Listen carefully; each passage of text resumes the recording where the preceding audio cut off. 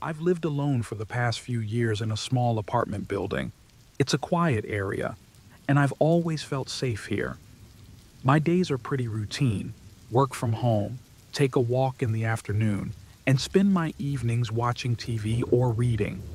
Nothing unusual ever happened, at least until recently. About a month ago, I started noticing something strange. My apartment faces another building across the street, and there's this one window that always seemed to have its blinds slightly open, no matter the time of day or night. At first, it didn't bother me. Maybe someone just forgot to close their blinds properly. But then, I started seeing a figure standing there at odd hours, just standing, watching. I tried to brush it off. "It's nothing," I told myself. "You're just imagining things." Still, it was hard to shake the feeling that something wasn't right. One evening, I glanced out the window while watching TV and saw the blinds were open again. This time, the figure wasn't just standing there. They were staring directly at me. I tried to ignore it. I even laughed it off, thinking I was just being paranoid. But every night, I'd glance over, and they were always there, watching. It became harder to brush off. I told myself they probably didn't even know I could see them. But deep down, the pit in my stomach said otherwise. A week passed, and I couldn't stand it anymore. I closed my blinds completely, hoping that would solve the problem. For a few days, things felt normal again. I didn't have to see them, and I almost convinced myself it was all in my head. But then I started hearing things. It was subtle at first, just faint tapping sounds late at night, almost like someone was knocking softly on a window. I got up to check, but there was nothing there. It was enough to unsettle me, though. I told myself it was just the wind or some normal house noise. But then it got louder. One night, I heard what sounded like someone trying to force a door open. My heart stopped. I froze, listening intently, every muscle tensed. But again, there was nothing when I checked. I couldn't shake the feeling that someone was outside, watching, waiting. I was scared, but there was nothing I could do. I started locking my doors and windows multiple times before going to bed. I even left some lights on, hoping it would make me feel safer. But the unease wouldn't go away. Even with the blinds closed, I felt like they were still watching me. I heard footsteps outside my apartment at night, and once, I swore I saw a shadow move past the window. Desperate, I called my landlord. I told him about the strange noises and the figure in the window across the street. He came to check, but there was no sign of anyone unusual in the building. He brushed it off as nothing, saying the neighbor across the street wasn't even home during the day. I was starting to feel like I was losing my mind. I wasn't sleeping well, and my thoughts raced constantly. I couldn't afford to move, but staying there felt unbearable. I started questioning whether any of it was real. Maybe I was imagining things, but I knew deep down something was wrong. Then it happened. One night I was dozing on the couch, exhausted from days of little sleep. I woke up suddenly, feeling like I wasn't alone. I looked towards the window, and there they were. Not outside, inside. The neighbor was standing in my apartment near the window, watching me. They didn't move, didn't speak, just stood there, staring. My heart was pounding in my chest, and my body was frozen with fear. I couldn't breathe. I fumbled for my phone, my hands shaking as I dialed 911. I looked back at the window, and they were gone. Just like that. I ran to the door, bolting it, my mind racing. Did I imagine it? Had I been dreaming? No. I knew what I saw. The police arrived quickly, but there was no sign of forced entry. The windows were locked, and the door was intact. They searched the building and found nothing. The officers looked at me like I was crazy. but I knew what I saw. That neighbor had been in my apartment standing right there. I barely slept that night. I triple-checked the locks and barricaded the door, but it didn't matter. How had they gotten in? How long had they been standing there before I woke up? My mind was spiraling. A few days passed, but I couldn't shake the fear. I kept hearing soft tapping on the window at night, like they were reminding me they were still watching. I was too scared to look. The landlord didn't take me seriously, and no one else in the building seemed to notice anything strange. I tried staying awake all night, sitting in my living room with all the lights on, but every little noise made me jump. I couldn't relax. Even in daylight, I felt like I was being watched. I couldn't see them anymore, but I knew they were still there. The police hadn't found anything, but I knew they hadn't imagined that figure standing inside my apartment. I knew they'd be back. Last night, as I lay in bed, trying desperately to sleep, I heard it again. A soft creak, like a door opening. This time, I didn't bother getting up. I knew it wasn't my imagination. The worst part? I can't move. I'm stuck here. And I don't know when they'll come back, but I know they will.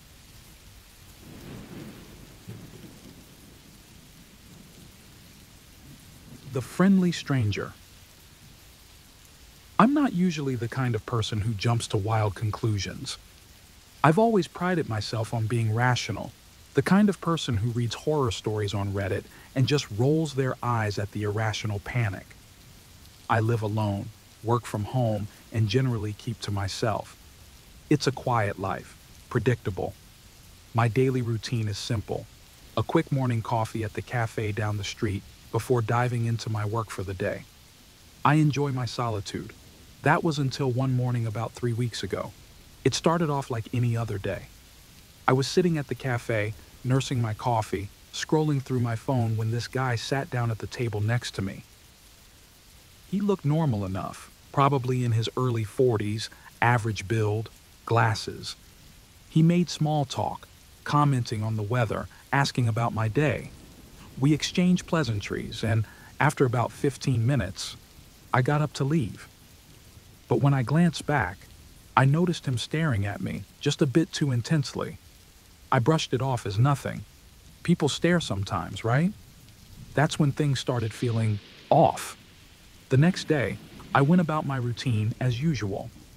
I didn't think much of the stranger from the cafe, but as I headed home after picking up groceries, I noticed him again. This time, he was standing on the opposite side of the street. He wasn't doing anything, just standing there, staring at his phone. I felt a twinge of discomfort, but convinced myself it was a coincidence. The city is big. People cross paths all the time. But the next morning, I saw him again, standing in line at the cafe. He didn't approach me, but I could feel his eyes on me the entire time. I remember thinking, okay, this is weird, but I didn't want to overreact. It's not like he was doing anything wrong, right? Later that afternoon, I was sitting by the window in my living room, working on my laptop when I saw him again, just outside. He was sitting on a bench across the street, phone in hand, glancing up every so often. My heart started racing. This wasn't normal. I was sure of it now. That night, I couldn't shake the feeling that someone was watching me. I double-checked all the locks and even peeked through the curtains. Everything seemed fine, but the unease lingered. The following week was hell. Everywhere I went, I saw him. In the supermarket, on my bus route, even at the park where I sometimes went to clear my head. Every time, he was just there, always a little too close, always watching. He never approached me, never said a word, but I could feel his presence like a shadow creeping into my life. I started to avoid my usual spots. I took different routes to the grocery store, switched to a different cafe, but it didn't matter. He was always there. The anxiety was becoming unbearable. My friends told me I was overreacting, that it was probably just some guy who happened to live in the area. But I knew better. I felt trapped in my own life, unable to escape the silent presence that was slowly closing in on me. One night, I was lying in bed, staring at the ceiling, when I heard it, a soft scraping sound coming from outside. My heart pounded in my chest as I slowly got out of bed and moved to the window. I peeked through the curtains, and there he was, standing across the street, staring up at my window. He wasn't moving, just watching. My breath caught in my throat, and I froze. For what felt like an eternity, we were locked in that moment. I couldn't sleep that night. I decided I had to do something. I couldn't live like this. The next day, I went to the police. I told them everything: the cafe, the constant appearances, the feeling of being watched. They listened politely, but I could tell they didn't believe me. They told me there wasn't much they could do unless this guy had actually threatened me or broken the law. Coincidences happen, they said. Maybe he just works nearby. I left the station feeling more alone than ever. Was I going crazy? Was I imagining it all? I tried to convince myself that maybe I was overreacting, but deep down, I knew something was wrong. That night, I heard the scraping sound again, only this time it was louder, closer. I jumped out of bed and rushed to the window, but he wasn't across the street. My heart was racing as I slowly turned toward the door. That's when I heard it. A soft knock, barely audible. My body went cold. I stood there for what felt like hours, paralyzed, waiting for something to happen. But the knock didn't come again. I didn't open the door. I couldn't. The next morning, I found a note slipped under my door. It was simple, just a single sentence written in neat handwriting. I'll see you again soon. I moved out of that apartment a week later. I found a new place across town, changed my routines, avoided all the places I used to go. It was the only way I could feel safe again. For a while, things seemed better. The stranger didn't show up, and I started to think maybe it was over. Maybe I had escaped. But sometimes, late at night, I still hear that soft scraping sound. I check the windows, the locks, every corner of the room. Nothing's there, but the feeling lingers. I'll never know if it was all in my head or if I really was being followed. It's been months since I last saw him, but I can't shake the feeling that he's still out there, waiting. I don't think I'll ever feel truly safe again. Maybe he found someone else to follow, or maybe he's just biding his time. I don't know. All I know is that I'll never forget the look in his eyes, the way he seemed to melt into the background of my life without a sound. I used to think things like this didn't happen in real life. Now, I'm not so sure. And to whoever's reading this, if you ever see him, if you ever feel that prickling on the back of your neck when you're out in public, trust your gut. You're not imagining it.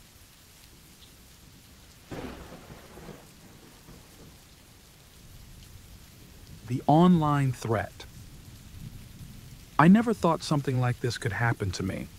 I live a pretty quiet life, to be honest. I work from home, spend most of my day behind a laptop, and occasionally meet up with friends on weekends. Social media is a regular part of my routine, just like for anyone else. I scroll through Instagram, chat with old friends, and sometimes mindlessly browse when I'm bored. Nothing out of the ordinary. It all started a few months ago when I began noticing small, unsettling things.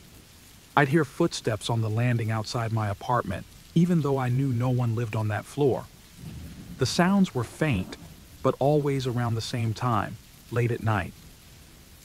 I brushed it off as my mind playing tricks on me. I figured I was just tired from working long hours. One night, while scrolling through Instagram, I got a friend request from an account I didn't recognize. It was a generic profile, no photo, no bio. I didn't think much of it and accepted. What harm could it do? The next day, I got a message. It was just a simple, "Hey, nice profile." It seemed innocent enough, so I replied with a quick, "Thanks." For a couple of days, the conversation stayed friendly but vague. Things like, "How's your day going?" or "What kind of work do you do?" I didn't really engage much, but was polite. I get random messages from strangers sometimes, so this wasn't anything unusual until it was. The tone shifted when they mentioned, "That park you walked through yesterday looks nice." I froze. I hadn't posted anything about being at the park. No check-ins, no stories, nothing. How did this person know I'd been there? I shrugged it off as coincidence, but something about it felt wrong. The messages started getting more intrusive. They referenced places I'd been recently, people I'd seen, even a coffee shop I visit regularly. It was like someone was watching me. My heart raced every time I got a new message, each one making me feel more exposed. I decided to block the account, hoping that would put an end to it. But it didn't stop. A day later, another account messaged me saying, "You can't block me forever." My stomach dropped. I blocked that one too, but the messages kept coming, each time from a different profile.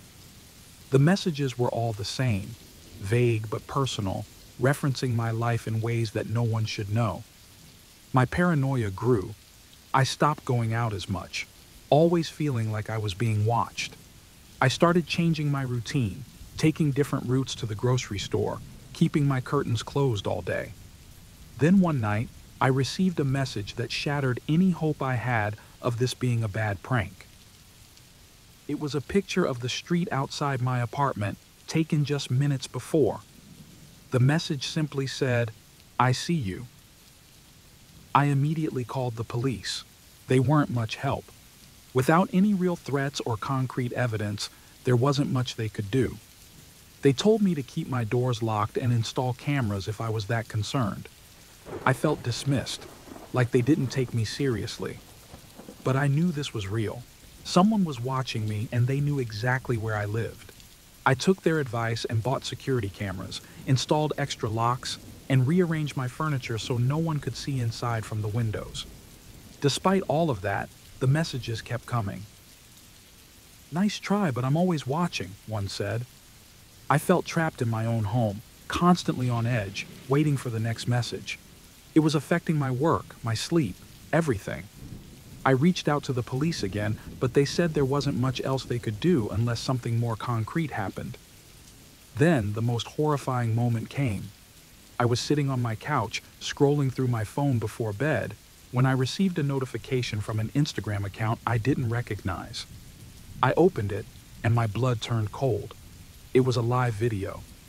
The camera was pointed directly at me, sitting on the couch. The angle was from inside my apartment. I could see myself, in real time, staring at my phone. I shot up, my heart pounding so hard I thought it might burst. I ran around the apartment, searching for any hidden cameras, tearing the place apart, but I found nothing. How was this even possible? I was being watched, but I had no idea how. I called the police again, and they came to check the place, but once again, there was nothing.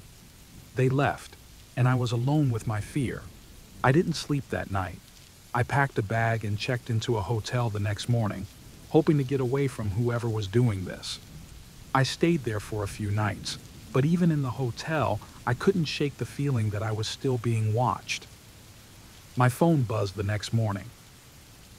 A new message: "You can't hide."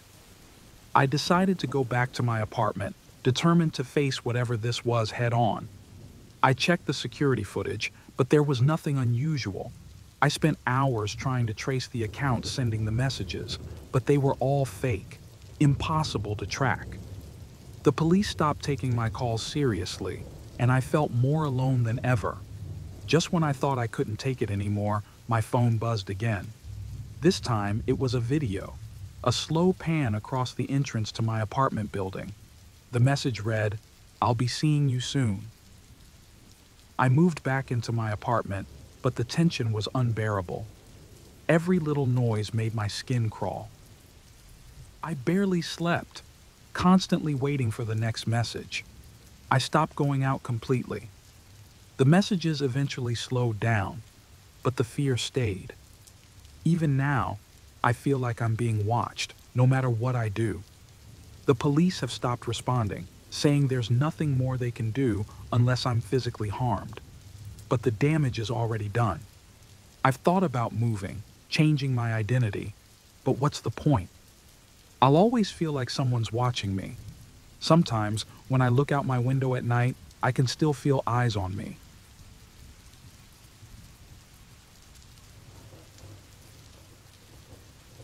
The Trapped Hiker. I've been hiking solo for years. It's always been my way of escaping the chaos of work and life in general. There's something about being out in the mountains, completely alone, that makes me feel free. I've always been careful though. Plenty of water, snacks, gear, and I always let someone know where I'm going. But this time, I wanted to try something new. A trail I'd never been on before. I'd read about it in a hiking forum online. Some people said it was confusing, easy to get lost. But I've done tougher hikes, so I wasn't too worried. The morning started off normal enough, but I noticed the sky seemed a bit darker than usual. Not storm dark, but like twilight was coming early. I didn't think much of it.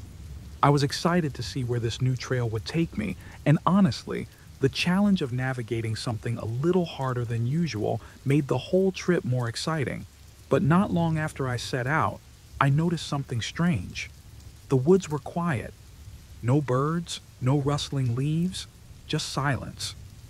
I shrugged it off, thinking maybe it was just too early for the wildlife to be out. I pressed on. I kept walking, but after a while the trail started to fade.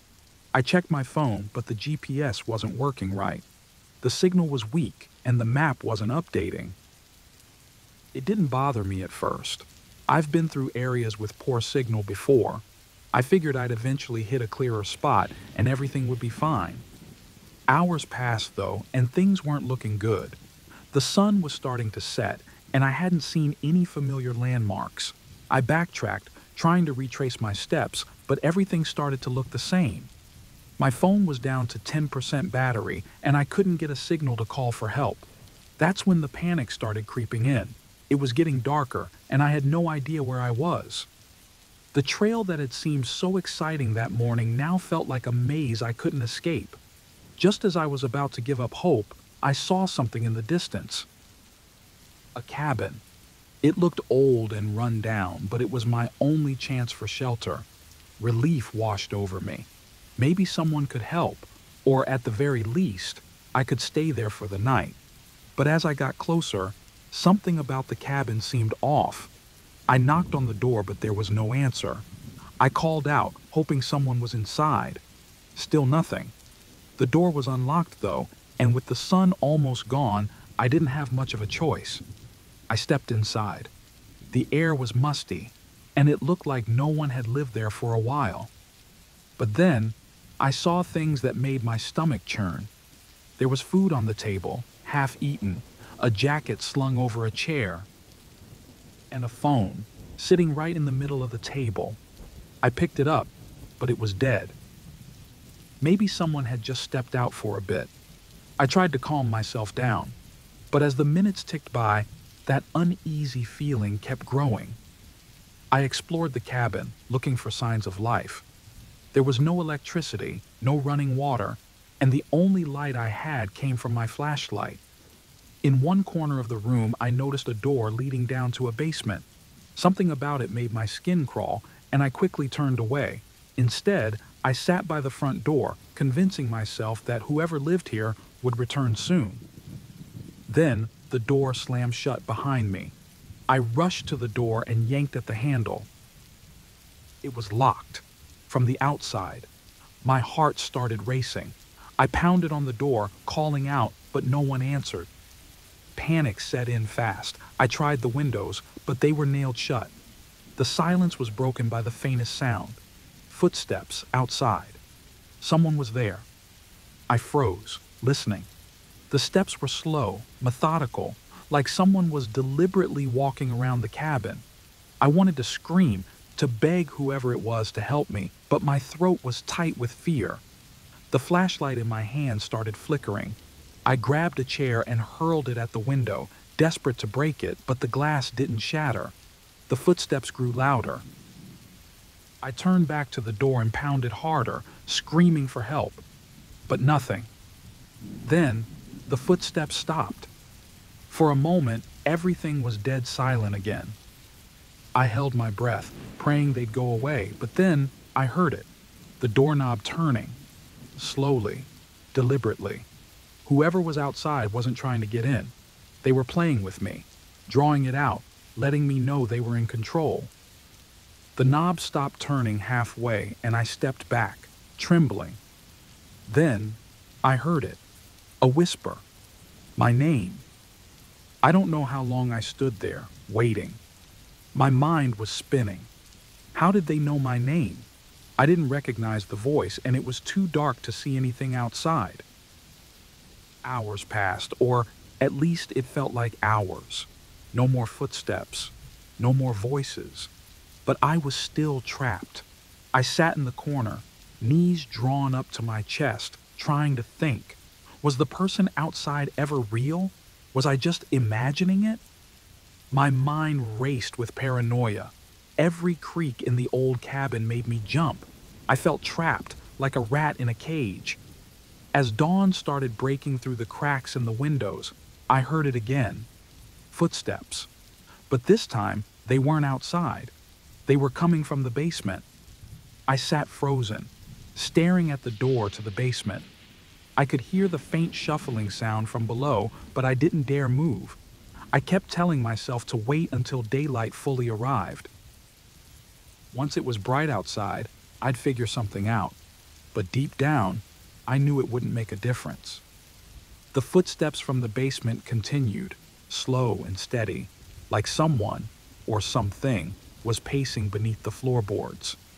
I stayed there, huddled in the corner, too terrified to move, knowing that whatever was down there would eventually come for me. And I'm still here, waiting.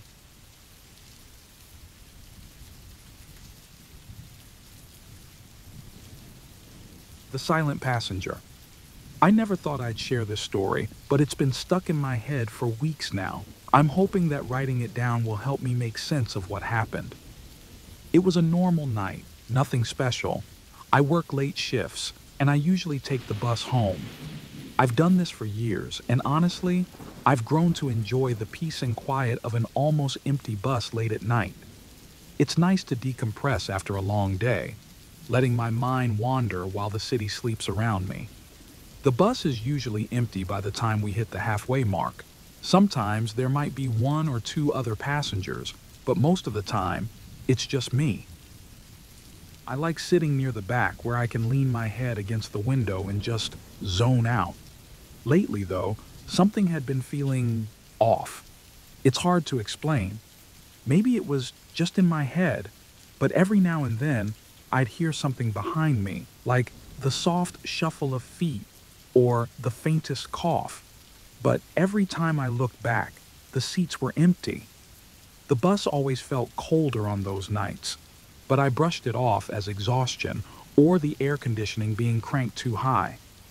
Then, one night, something happened that I can't shake. It was a regular ride.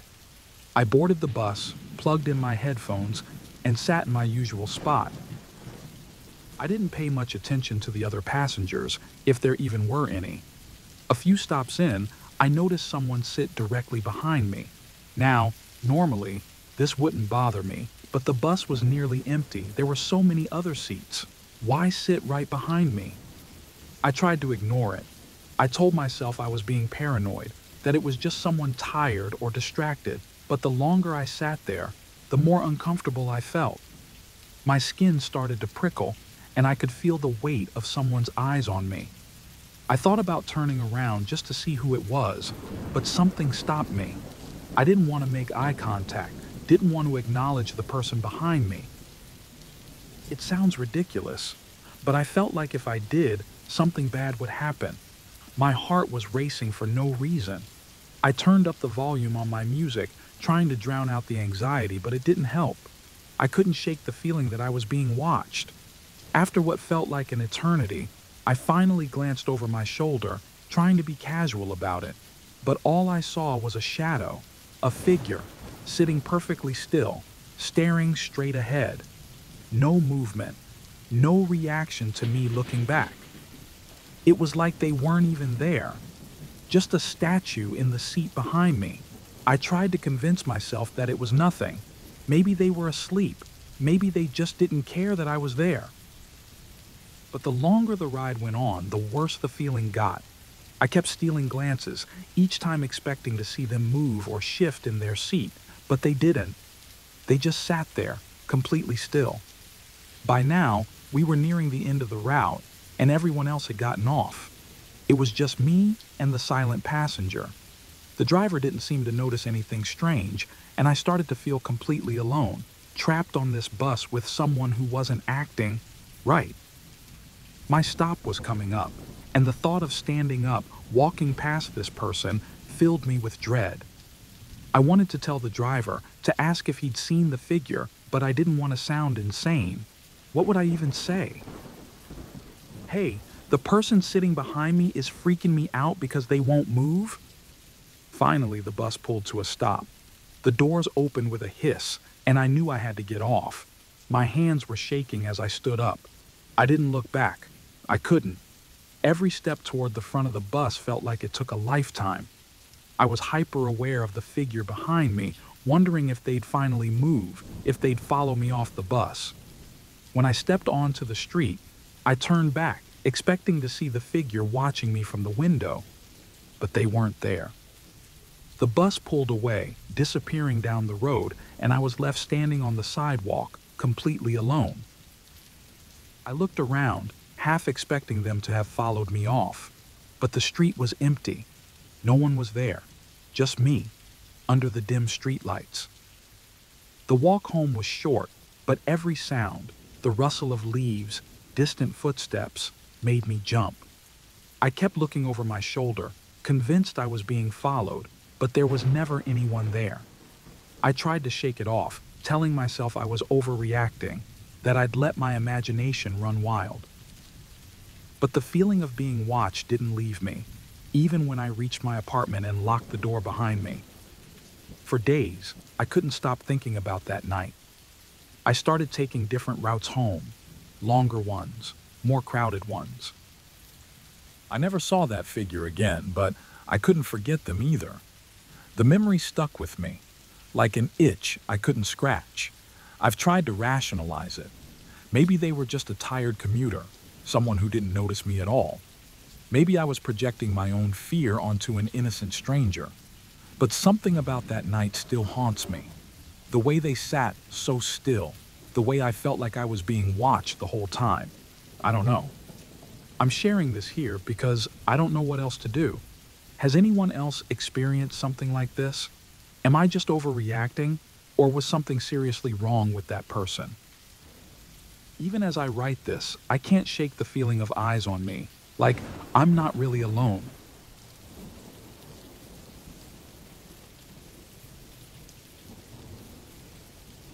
I've always liked the quiet. Working from home in my small suburban house, it was something I appreciated. No kids, no pets, just me and my work. My life was pretty normal.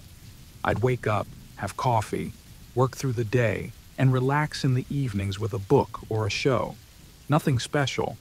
But lately, something had been bothering me. For the past few nights, I'd hear little sounds, like footsteps or a door creaking. At first, I thought it was just the house settling, but it kept happening. I brushed it off as my mind playing tricks on me. One night, something weird happened. The house phone rang at around 2 a.m. Nobody ever calls me that late. I thought it was some spam call, so I ignored it. But then it rang again. Curious, I picked up the phone, expecting silence or maybe some automated voice, but there was nothing, just complete silence. I hung up, thinking it was just a prank call, but it left me feeling uneasy. I checked the caller ID the next day, but it showed an unknown number, so I shrugged it off. But the late-night calls started becoming more frequent, always at odd hours. Then, one night, the call came again. I answered it without thinking much about it.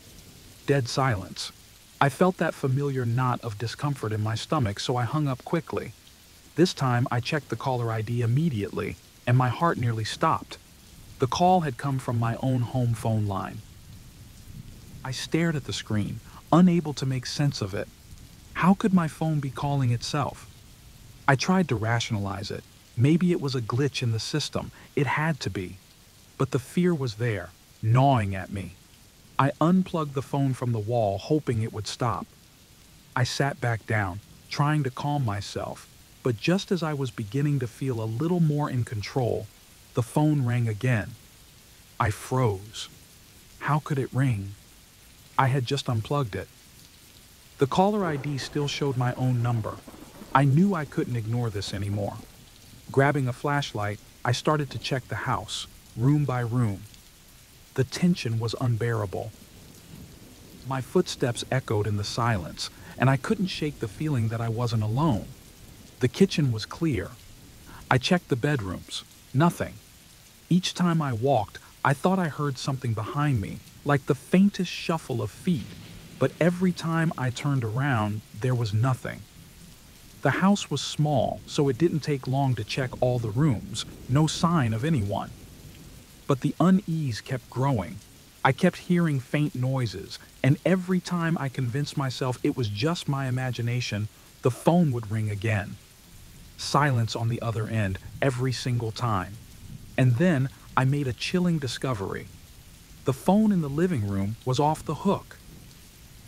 I knew I had left it on the base, but there it was, sitting on the couch as if someone had just used it. The fear was real now. I wasn't imagining things. I was about to call the police when the phone rang again. This time, I picked it up with shaking hands. At first it was silent, like before, but then I heard it. Faint breathing. My heart raced. I couldn't speak. I wanted to scream, to demand who was there, but my voice failed me. The line went dead, and I stood there frozen in place. Panic set in. I rushed to the front door, but it wouldn't open. I yanked the handle harder, but it wouldn't budge, like it was jammed or locked from the outside. I ran to the windows, trying to pry them open, but they were sealed tight. My keys were missing from the hook by the door. Every exit was blocked. It was like the house itself had trapped me inside. The phone rang again, louder this time. Out of pure frustration and fear, I grabbed it and smashed it against the floor. The shattering sound seemed to break the tension for a moment, but only for a moment. I was still trapped, still panicking. I had no idea what to do. My mind was racing, trying to think of any way out. Was someone playing a sick game with me? Was this all in my head? Just as I was about to collapse from the fear, the broken phone rang again. I didn't want to answer it, but I couldn't stop myself. I picked it up, and this time, a voice whispered my name. I don't remember how long I stood there, clutching the broken phone, my heart racing out of control. Somehow, I finally managed to get the front door open and stumbled outside. The cold night air hit me like a slap in the face, and I collapsed onto the porch, gasping for breath. I fumbled for my cell phone, dialing the police, but as I sat there, looking back at the house, everything seemed normal. The oppressive feeling was gone. The house was quiet, eerily still, like none of it had happened. I hesitated, wondering what I'd even say to the police. How would they believe me? I hadn't seen anyone, and the only proof I had was a broken phone and a lot of fear. The phone was still ringing in my ears. Just as I was about to leave, my cell phone rang. I looked down, and my blood ran cold. It was my own number calling again. I haven't been back in that house since that night. I don't think I ever will. The call stopped after I left, but I can't shake the feeling that it's not over. Some nights, even though I'm miles away, I still hear that phone ringing. I try to ignore it, but it's always there, in the back of my mind. I'm thinking of selling the house, but I'm not sure that'll be enough to rid me of the terror that place left behind.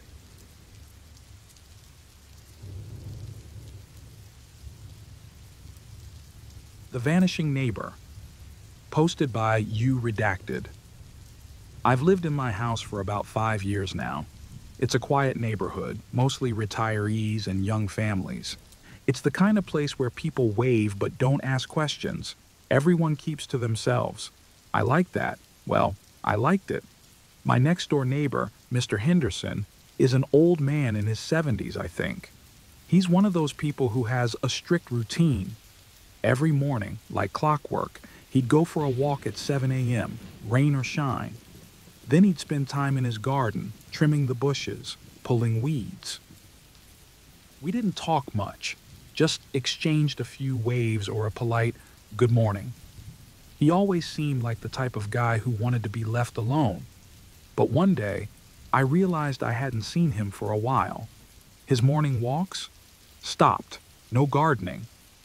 At first, I thought maybe I was just missing him somehow, but days passed and he was nowhere to be found. The silence next door started to get to me. One evening, after work, I was pulling into my driveway when I noticed something that made my stomach drop. His mailbox was overflowing with newspapers and mail. Mr. Henderson never let that happen. Something felt off.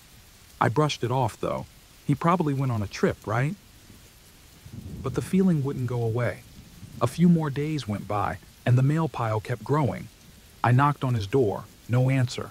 I checked the windows, but the curtains were drawn, and the house was eerily still. That night, as I lay in bed, I heard it. A creak from Mr. Henderson's house. My house is old too, so I told myself it was nothing. But the more I thought about it, the more uneasy I got. I tried to sleep, but the creaking didn't stop. It was faint, but in the dead of night it felt so loud. The next morning, I asked some neighbors if they had seen him. They hadn't, but they weren't concerned. People just assumed he was visiting family or something. But I couldn't shake the feeling that something was wrong. I called the police for a welfare check. They knocked on his door, looked through the windows, but eventually left, saying there was nothing suspicious and to call them if anything changed. That night, though, things got worse. Around midnight, I heard another noise. This time, a soft thud, like something heavy had fallen inside his house. My stomach twisted into knots, but what could I do? Call the police again? They didn't seem too worried the first time. The sounds didn't stop. Over the next few days, they got worse, louder, more frequent. I wasn't sleeping well. Every night, the creaking and thuds from next door would keep me awake. I tried to ignore it, telling myself it was all in my head, but deep down, I knew something wasn't right. Then, one night, I woke up around 3 a.m. to the sound of footsteps. They were coming from Mr. Henderson's yard. My heart pounded in my chest as I rushed to the window. There was a figure standing on his porch. At first, I thought it was Mr. Henderson, but something about it was off. The figure just stood there, completely still, before slowly walking down the street and disappearing into the night. The next morning, I went to check the porch. Muddy footprints led up to his door, but the door itself was still locked. I couldn't shake the feeling that someone, or something, was inside. That's when I decided to install a security camera facing his house. I needed proof, something to show the police that I wasn't imagining things. That night, I sat in front of my monitor, watching the feed. The creaking started again, followed by soft thuds. Then, I saw it. Movement. The curtains in Mr. Henderson's front window shifted, like someone was standing behind them. My heart raced. I rewound the footage to make sure I wasn't imagining it. But just as the curtains moved, the feed cut to static for a few seconds. When it came back, everything looked normal again. It was as if something didn't want to be seen. I was on edge all the time, barely getting any sleep. I couldn't take it anymore. I called the police again, insisting they investigate.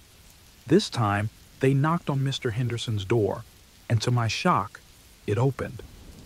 There he was, Mr. Henderson, standing there as if nothing had happened. The officers asked him a few questions, and he casually explained that he had been out of town visiting family for the past week.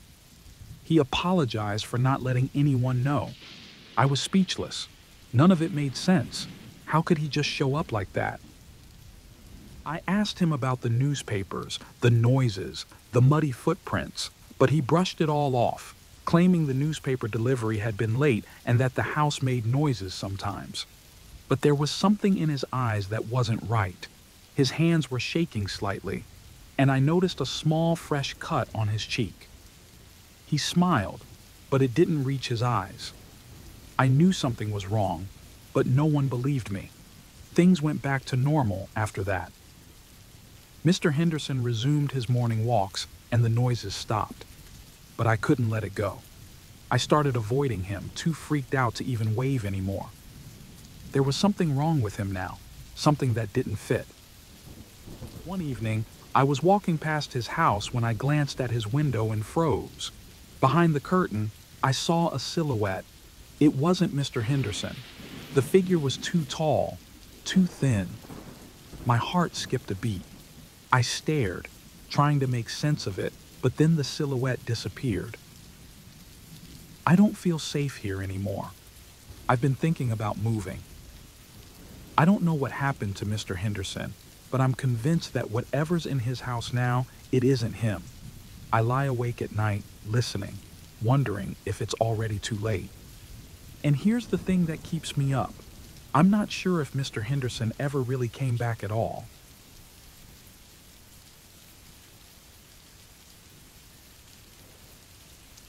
Title: Too Late for Help. I moved to this new city a few months ago. It was for a job, something I was really excited about. I didn't know anyone here, but I figured that was part of the adventure. My apartment isn't much, just a small studio in a quiet, kind of run-down neighborhood. But it's cheap, and I like the idea of being on my own. The first few nights were normal, though the building is old and makes these creaking sounds at night. I didn't think much of it. Older places are like that, right? But there were a few times I thought I heard footsteps in the hallway, even late at night. The building only has a few tenants, so I didn't expect much noise. Still, I shrugged it off. Then, one night, I noticed a man standing across the street from my building. He wasn't doing anything, just standing there staring up at my window. It was weird, but I told myself he was probably just waiting for someone. I went to bed, but I couldn't stop thinking about him. The next morning, I glanced outside. He was gone, of course, but something about it felt off, like he had never left. The next evening, I came home from work, and there he was again. Same spot, same posture, just standing there, staring. It was like he hadn't moved all day. I tried to ignore it, but it was starting to get to me. I didn't know why, but the way he just stood there, it wasn't normal. A few days went by, and he kept showing up. Every night, he'd be in the same spot, looking up at my window. My unease turned into paranoia. Was it all in my head? I even thought about going out to talk to him, but whenever I worked up the nerve, he'd be gone by the time I opened the door. That's when I called the police. I wasn't sure what to say. It wasn't like he was breaking in or doing anything illegal. He was just standing there. The officers were polite, but said there wasn't much they could do unless he actually posed a threat. I tried to move past it, but deep down, I felt something was seriously wrong. That night, after calling the police, I looked outside. He wasn't there. Relief washed over me, but as I turned to head to bed, I froze. Through my window, I could see him now standing at the base of my apartment building. Closer. Too close. From then on, I couldn't stop thinking about him. Every night, I peeked through my blinds, and there he was. I started avoiding the window altogether, but I couldn't shake the feeling of being watched. Worse, the footsteps in the hallway became more frequent. There were even nights when I heard faint knocking at my door. I checked the peephole. Nothing. No one was ever there. I asked my neighbors if they'd seen the man, but no one knew anything. I started to feel like I was losing my mind. Was I imagining all this? One night, I came home late, feeling exhausted after a long day at work. As I got closer to my apartment, I felt the hairs on my neck stand up. He wasn't across the street this time. He was standing right in front of my door. I didn't think. I just turned and walked the other way, fast. My heart was pounding, my hands shaking. I didn't want to look back, but I had to know. When I finally turned, my blood ran cold. He wasn't there anymore, but my apartment door was wide open. I ran. I don't know what else I could have done. I bolted up the stairs, heart pounding, adrenaline pushing me forward. My mind raced. Was he already inside? Was he waiting for me? When I reached my apartment, I stood at the door for a second, staring at the open space. Slowly, I stepped inside, my eyes darting around the room. Everything looked normal. Nothing was missing. Nothing was out of place. Then, I saw it. A note lying on the kitchen counter. My hand shook as I picked it up. 3 words were scrawled in messy handwriting. I'm already inside. I locked every door, every window. I sat in my living room, too scared to move. I thought about calling the police again, but I didn't think they'd believe me. After all, there was no sign of him. And then the knocking started again. This time, it was louder, more forceful. Footsteps echoed in the hallway outside, back and forth. I pressed my ear against the door, trying to figure out what was happening. And then, silence. My phone rang. I jumped, nearly dropping it. The number was private. I didn't want to answer, but I did. A calm, quiet voice on the other end. You shouldn't have left your door unlocked. I ran to the bathroom and locked myself in. I sat there, trembling, listening for any sound outside. Hours passed, but the apartment was silent. Eventually, I got the courage to leave. I opened the bathroom door slowly and stepped into the darkness of my apartment.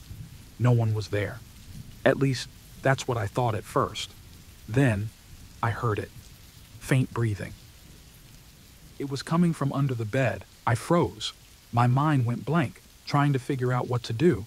Should I run? Should I fight? My heart was pounding so loudly I could barely think. I moved slowly, inching toward the door, hoping not to make a sound. As I passed the bed, the breathing stopped. I barely had time to react before a hand shot out from underneath, grabbing my ankle. I screamed and kicked, trying to break free. The grip was strong, too strong. But somehow, I managed to pull away and ran for my life. I didn't stop running until I was out on the street, far from the apartment. As I reached the end of the block, I turned back. There was no sign of him, but my apartment door slowly swung shut. I crashed at a friend's place that night, still shaking. I never went back to that apartment. I told the police everything, and this time they took it more seriously. But they never found him. No fingerprints, no clues. A few days later, I was scrolling through the local news when I saw a story about a man who had been arrested for stalking and breaking into apartments. They had been looking for him for weeks. An ordinary-looking guy, blending into the background. I closed the article, but the dread didn't leave. I'll never know how close I came to being his next victim.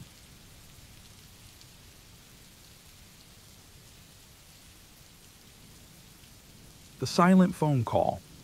I live a pretty quiet life, or at least I used to.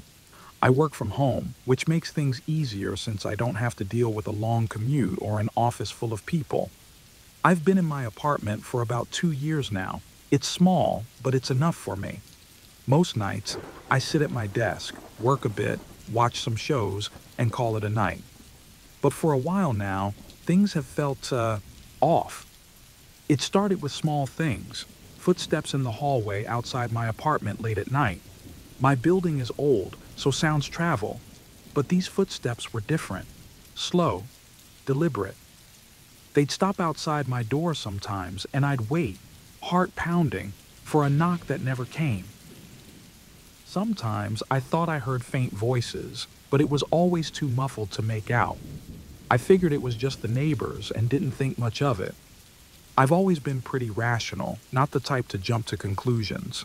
One night, though, my phone rang just after midnight. It was a blocked number.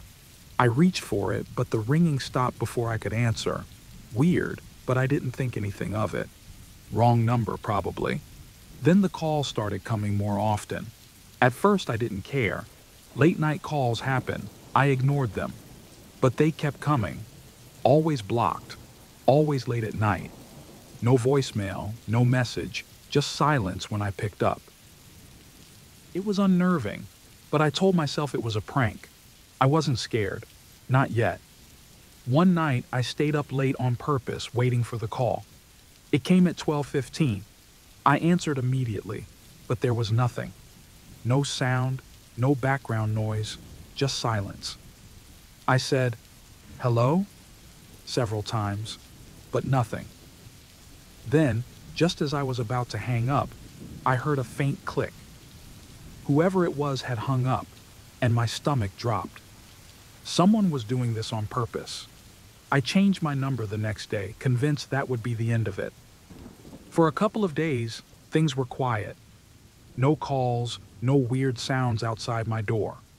I started to feel like things were getting back to normal. But then, the calls started again. Same time, same blocked number. I answered, and again, silence. It wasn't random anymore. Someone knew my new number, and they weren't stopping. I couldn't figure out how it was happening. I felt exposed, vulnerable in my own home.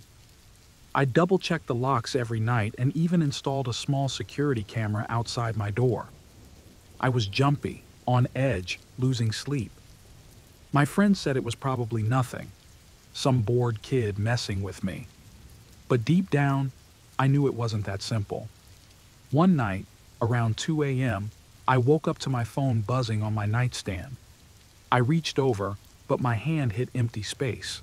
The phone wasn't there. I sat up, confused. I'd left it there before I went to bed. Groggy and half asleep, I checked the floor, thinking it had fallen, but it wasn't there either. I searched the entire apartment, heart racing, until I found it. The phone was on the kitchen counter, far from where I'd left it. I hadn't moved it. I knew that for sure. My blood went cold. Someone had been in my apartment. I moved to a new place a week later, convinced that it was the only way to get away from whoever was behind the calls. The new apartment was across the city. I didn't tell anyone where I'd moved, not even my close friends. I changed my number again, and for the first time in weeks, I slept soundly. But the quiet didn't last long.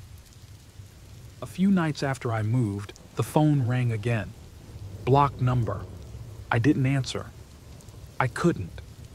My hand shook just looking at the screen. But the calls kept coming. Night after night, always late, always blocked. I'd sit there, staring at my phone, too scared to pick it up, but terrified of what would happen if I didn't. It wasn't just the calls anymore. I started noticing things. Shadows outside my window. Doors that I was sure I'd locked left slightly ajar. I heard footsteps again, this time outside my new apartment. One night, there was a knock at the door. It was so loud I jumped. I didn't open it. I couldn't. I just sat there, paralyzed with fear, waiting for whoever it was to leave. Then the phone rang again. I answered this time. I don't know why. There was breathing on the other end, slow and heavy. I froze. For what felt like an eternity, neither of us said anything. Then the call cut out, and I was left sitting there in the dark, feeling more alone than ever. I haven't gone out in days. I don't answer the phone anymore, but the silence is just as bad as the ringing. I'm scared to leave my apartment. I'm scared to stay. I barely sleep. Every sound makes me jump. Even when the phone doesn't ring, I feel like someone is watching me, waiting. This morning, I woke up and my phone was gone again. I found it hours later, lying on the bathroom sink. I hadn't been in there since last night. When I unlocked it, there was a single text message, "You can't hide." I'm leaving the city. I don't know where I'll go, but I can't stay here. I've changed my number again, packed what little I need, and I'm ready to leave this all behind. But something tells me it's not over. I still hear footsteps outside my door at night. I still feel like I'm being watched. As I'm typing this, my phone just lit up. It's ringing again. Blocked number.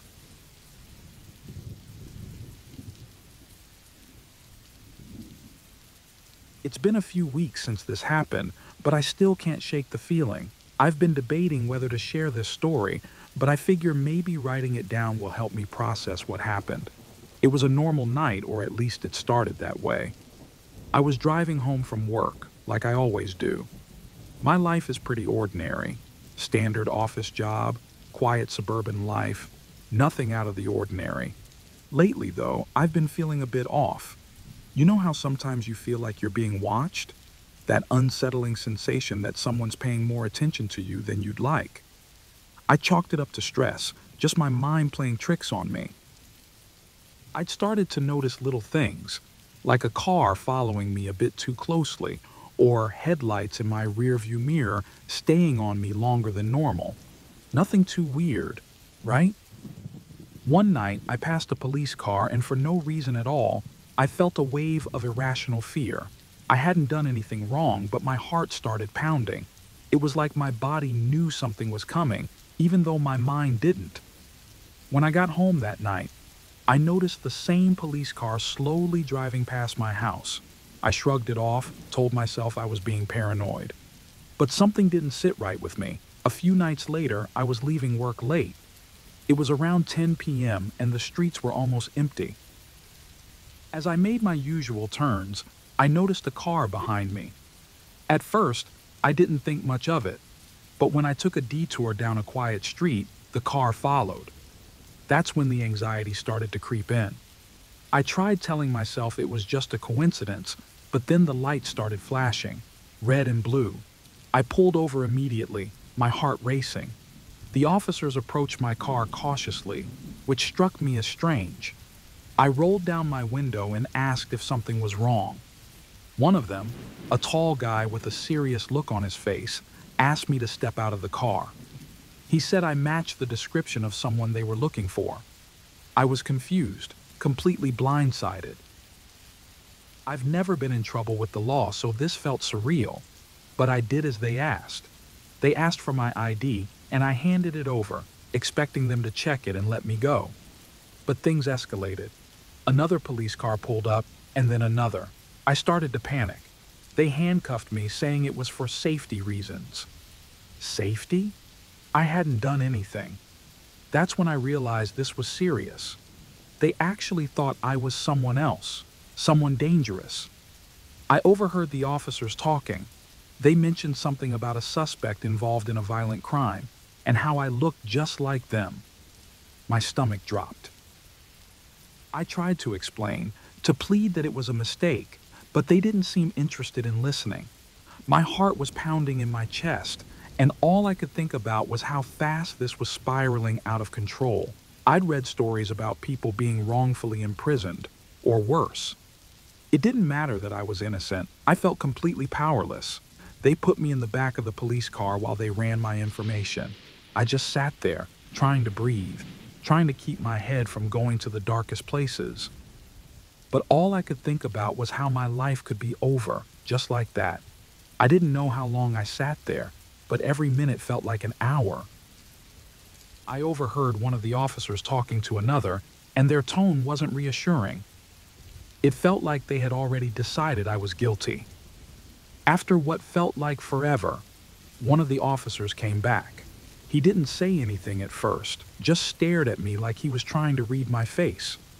Then, without a word, he drove me to the station. No explanations, no updates. My anxiety was through the roof by then. I kept thinking about what could happen if they didn't believe me, or if my ID somehow didn't clear me. The thought of spending the night in a jail cell, or worse, filled me with dread. At the station, they led me into a small, windowless room. I sat there, staring at the table, my mind racing. What if they couldn't prove I wasn't this guy? What if they thought I was lying? I couldn't stop imagining every possible worst-case scenario. When the officer finally came back, he had a photo in his hand. He slid it across the table to me. My heart stopped. The guy in the photo? He looked just like me. For a moment, I thought I was dreaming or in some weird nightmare. The officer gave me a long look and said, "We verified your ID. You're free to go." My body relaxed for a second, but then he added, "You should be careful. These things happen." The way he said it, it wasn't reassuring. It was a warning. Like this could happen again. Like I barely escaped something much worse. I left the station in a daze. As I walked out, I glanced at the security cameras, catching my reflection in the glass. The wanted poster in the corner of my eye felt like a reminder of how easily everything could have been taken from me. How close I came to being someone else, to losing my life as I knew it. The drive home was quiet, but the fear wouldn't go away. Every car behind me felt like another cop, ready to pull me over again. Every headlight made my heart race. I was free, but I didn't feel safe. What if they stopped me again? What if next time they didn't believe me? My relief was short-lived, replaced by an overwhelming sense of vulnerability. As I pulled into my driveway, I noticed a car slowly driving by, its headlights casting long shadows over my house. I sat there, frozen, watching it pass. Was it just my imagination, or was it something more? That night, I couldn't sleep. Every sound outside made me jump. I kept thinking about the officer's words. These things happen. What if they happened again? I don't think I'll ever feel safe again. Even though I was innocent, that experience changed me. Now I lie in bed, staring at the ceiling, wondering if someone's still out there, watching.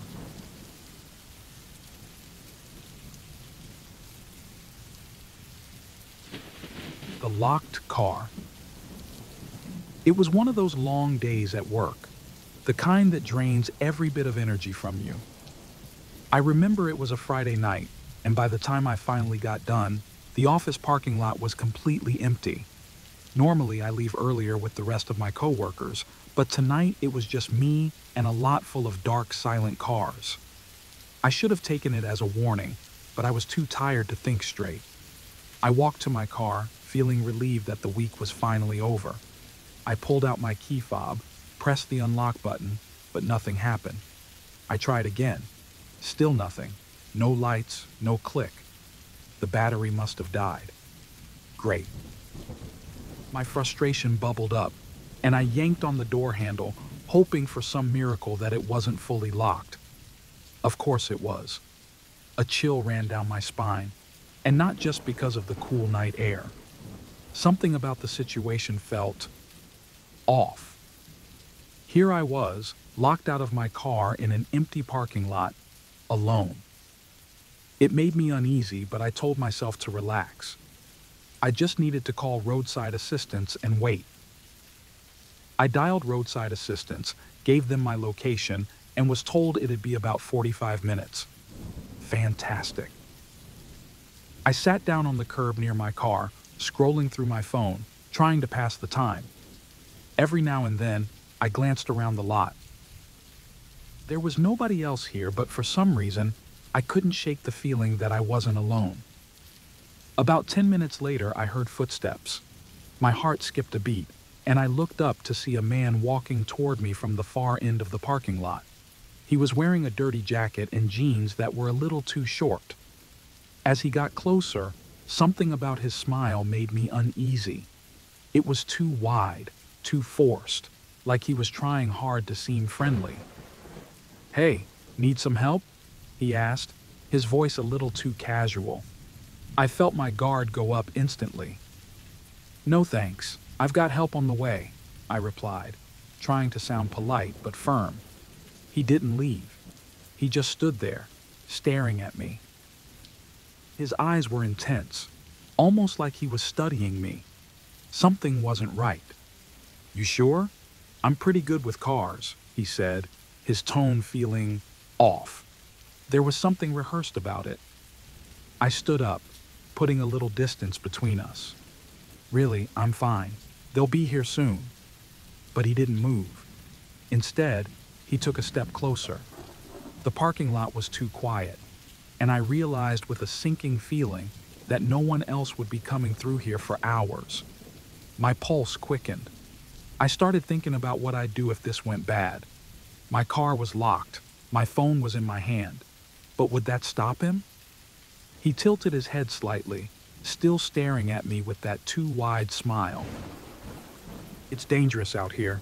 You shouldn't be by yourself," he said, his voice dropping in a way that made my skin crawl. I took a step back, keeping my eyes on him. My mind raced. Why wasn't he leaving? What did he really want? The air between us felt thick, like the tension was squeezing me, making it hard to breathe. Then suddenly he lunged. He grabbed my arm before I even had a chance to react. Panic exploded in my chest. "Let go!" I shouted, pulling back, but his grip was strong, too strong. He leaned in close, so close I could smell his breath, stale and rotten. "You're not safe here," he whispered, his voice disturbingly calm, like he wasn't gripping me so hard I thought my arm might bruise. I yanked back with all my strength and managed to break free. I stumbled, almost falling, but kept my balance. My heart was pounding in my ears, my body screaming at me to run, but my legs felt like they were frozen in place. I took another step back, but he moved toward me again, his expression shifting from that creepy smile to something darker, more menacing. "Don't be stupid," he hissed, reaching for me again. Without thinking, I turned and ran. I didn't look back. I didn't think. I just ran toward the streetlights at the edge of the parking lot. I could hear his footsteps pounding behind me, getting closer. My lungs burned, my breath coming in ragged gasps, but I kept running. I didn't have a plan, didn't know where I was going, but I knew I couldn't stop. He was right behind me, and I could hear him shouting something, but I couldn't make out the words. All I could focus on was the sound of his footsteps, getting louder, closer. Just when I thought I couldn't run any farther, headlights appeared at the entrance to the lot. A car was pulling in, probably someone working late.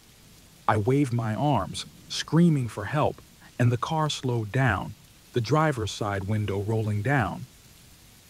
I turned around to see if the man was still chasing me, but he had stopped. He was standing in the middle of the parking lot, just watching me. His expression had changed back to that forced smile, but now it was even creepier. He raised his hand and waved slowly, like we were old friends.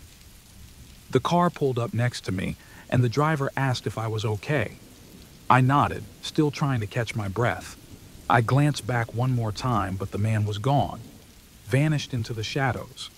The driver offered me a ride, but I declined, thanking them for stopping. I told them roadside assistance would be there soon, but I didn't mention the man. I didn't want to explain. I just wanted to get through the night and forget it had ever happened. As their car drove away, I stood there, alone again. The parking lot was too quiet, too still. I kept looking around, half expecting him to reappear, but he never did. 15 minutes later, the tow truck arrived. I got into my car, locked the doors, and drove home. But I couldn't shake the feeling that he was still out there, somewhere, watching me. Months have passed, but every time I'm alone in a parking lot, I think about that night. About how easily things could have gone wrong. I never saw him again, but sometimes I still feel like I'm being watched. Maybe it's just paranoia. Maybe. But one thing's for sure. I'll never be in a parking lot alone again. TLDR. Locked myself out of my car late at night. A creepy guy offered help. Things got weird fast, and I barely got away. Still don't feel safe in parking lots.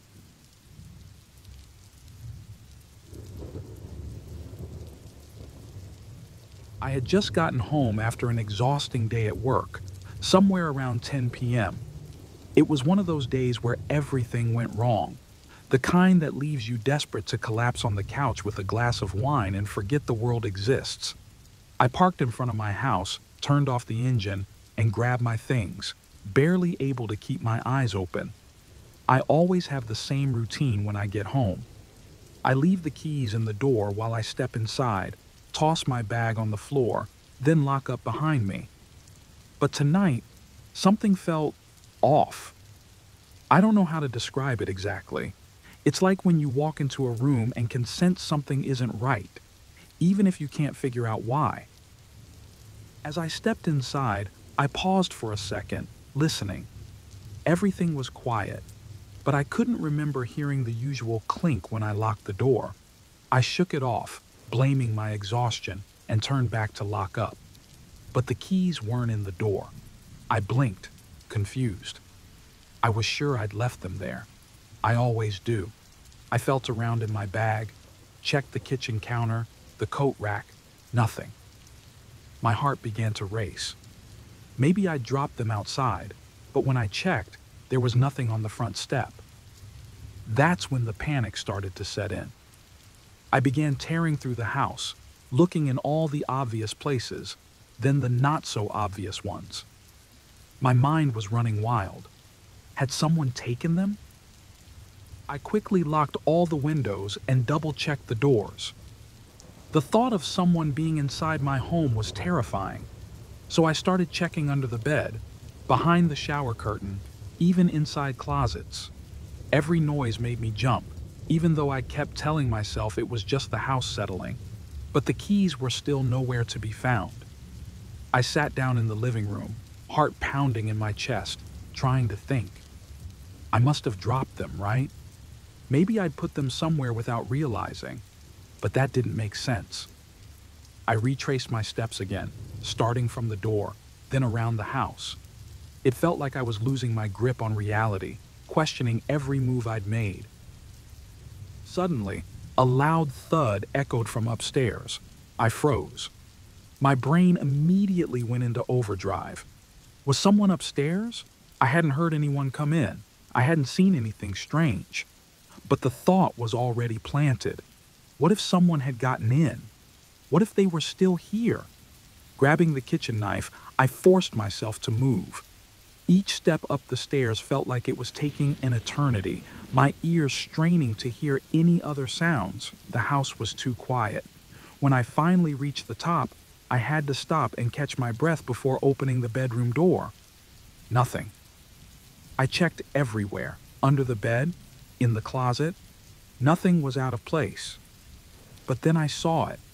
My nightstand drawer, slightly open. That wasn't normal. I always close it. Cautiously, I pulled the drawer open further, and my heart nearly stopped. My keys were sitting right there, neatly placed on top of my book. That made no sense. I never put my keys there. I barely even used that drawer. The fear that had been simmering underneath now came crashing back. I tried to think. Did I put them there by accident? Did I just forget? But then another realization hit me. My partner wasn't supposed to be home.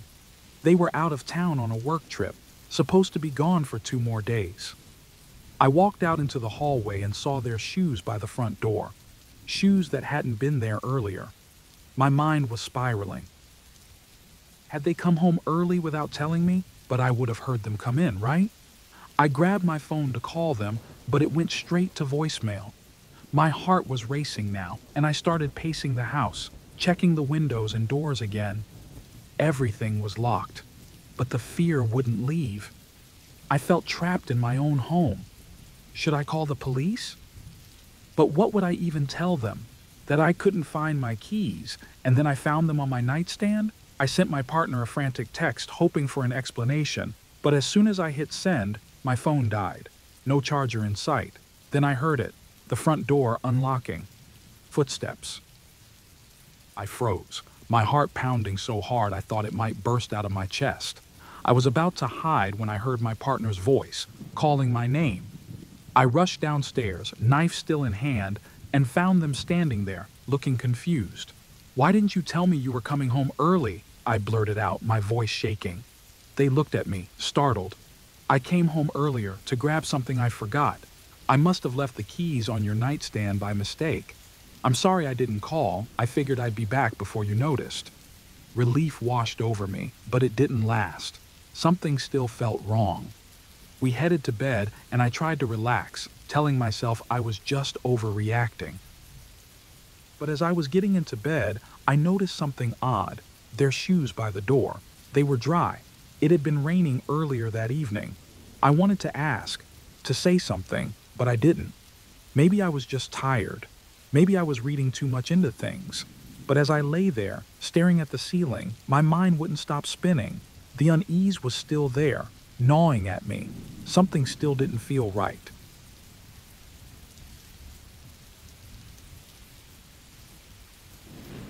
Trapped on the Train, posted by you, Trapped in Train.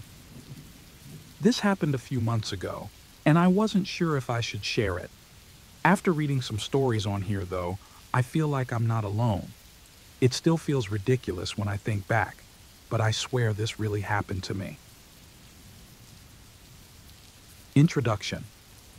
I work a regular 9-to-5 job in the city, which means I take the same train every day. It's one of those older lines, not the best, but it gets me to where I need to go. My routine is pretty boring. Hop on the train, pop in my earbuds, maybe nap a little. It's just a regular part of my day. But on this particular day, things felt off. There was a weird chill in the air, even though it was warm outside. And for some reason, there were fewer people on the train than usual. Not a huge deal, but it stuck out in my mind. I was exhausted after a rough day at work. I found a seat in the last car, my usual spot, and drifted off for a quick nap. That's where everything started to go wrong. Catalyst. When I woke up, I noticed immediately that something was off. The train was still moving, but it was dead silent. No hum of the tracks, no sound of people talking, nothing. I glanced around and realized I was completely alone in the car. I checked my phone. Only 20 minutes had passed. Still, the whole situation felt strange. The lights were dimmer, like the train was running on low power. My stomach tightened, but I told myself it was probably nothing. Then I saw him. There was a man sitting diagonally across from me. I could have sworn no one had been sitting there when I got on. He was just staring. No phone, no book, nothing. Just staring directly at me, his eyes wide open. I tried to act casual, like I didn't notice, but my pulse was speeding up. I told myself to relax. Maybe he had gotten on at the last stop while I was asleep. Still, I couldn't shake the feeling that something was really wrong. I shifted in my seat, hoping he'd break eye contact, but he didn't. He just kept staring. Escalation of horror.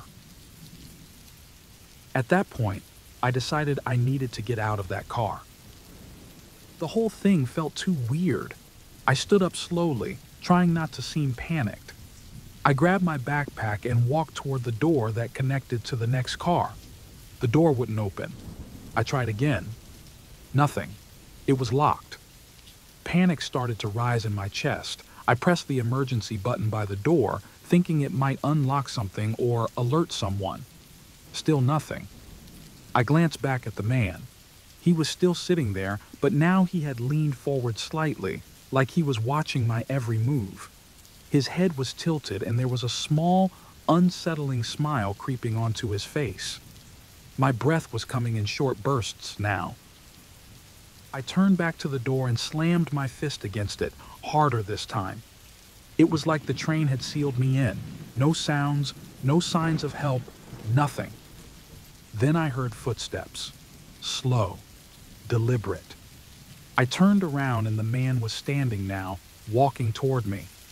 He wasn't rushing, just moving at this eerie, steady pace, like he knew he didn't have to hurry.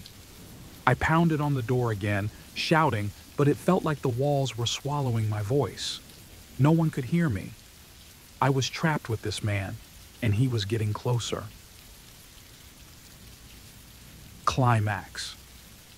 He stopped just a few feet away from me, close enough that I could see every detail of his face. He wasn't old, maybe in his 40s, but his eyes were hollow, cold. My mind was racing. What the hell was I supposed to do? I scanned the area, hoping to find something, anything to protect myself. There was nothing.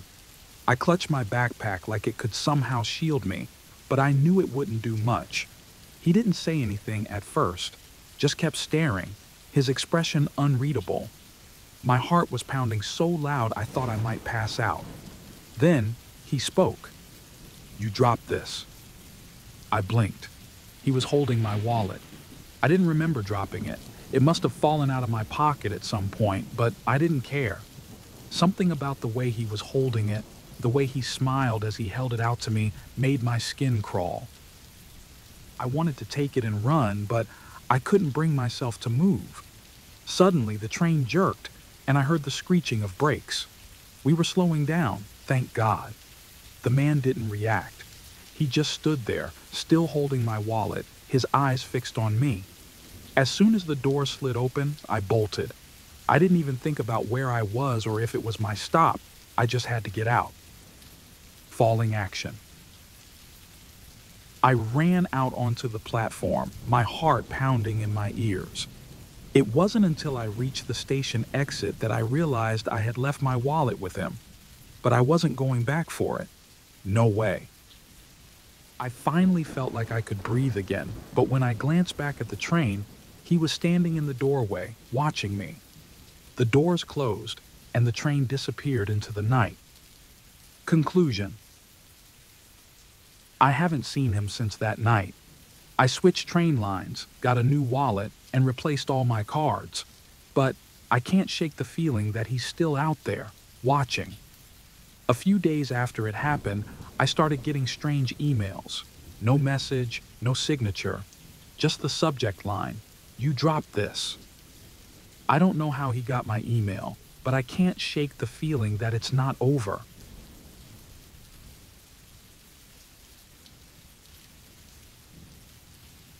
The security guard. I've been working the night shift at a corporate office for about 6 months now. It's not a bad job, quiet, peaceful, and mostly empty after hours. I like the solitude. The office is a typical corporate space, long hallways, outdated decor, and rows of cubicles. Everyone leaves by 6 p.m., so when I come in at 8 p.m., the only other person around is the night security guard. At first, I barely noticed him. He was just the guy who checked in every few hours. But lately, something feels off. He lingers a little too long near my desk, watches me from the corner of his eye, and asks personal questions. Things like, "What time do you usually leave?" Or, "Do you live alone?" They seemed innocent at first, but the way he asked made me uncomfortable.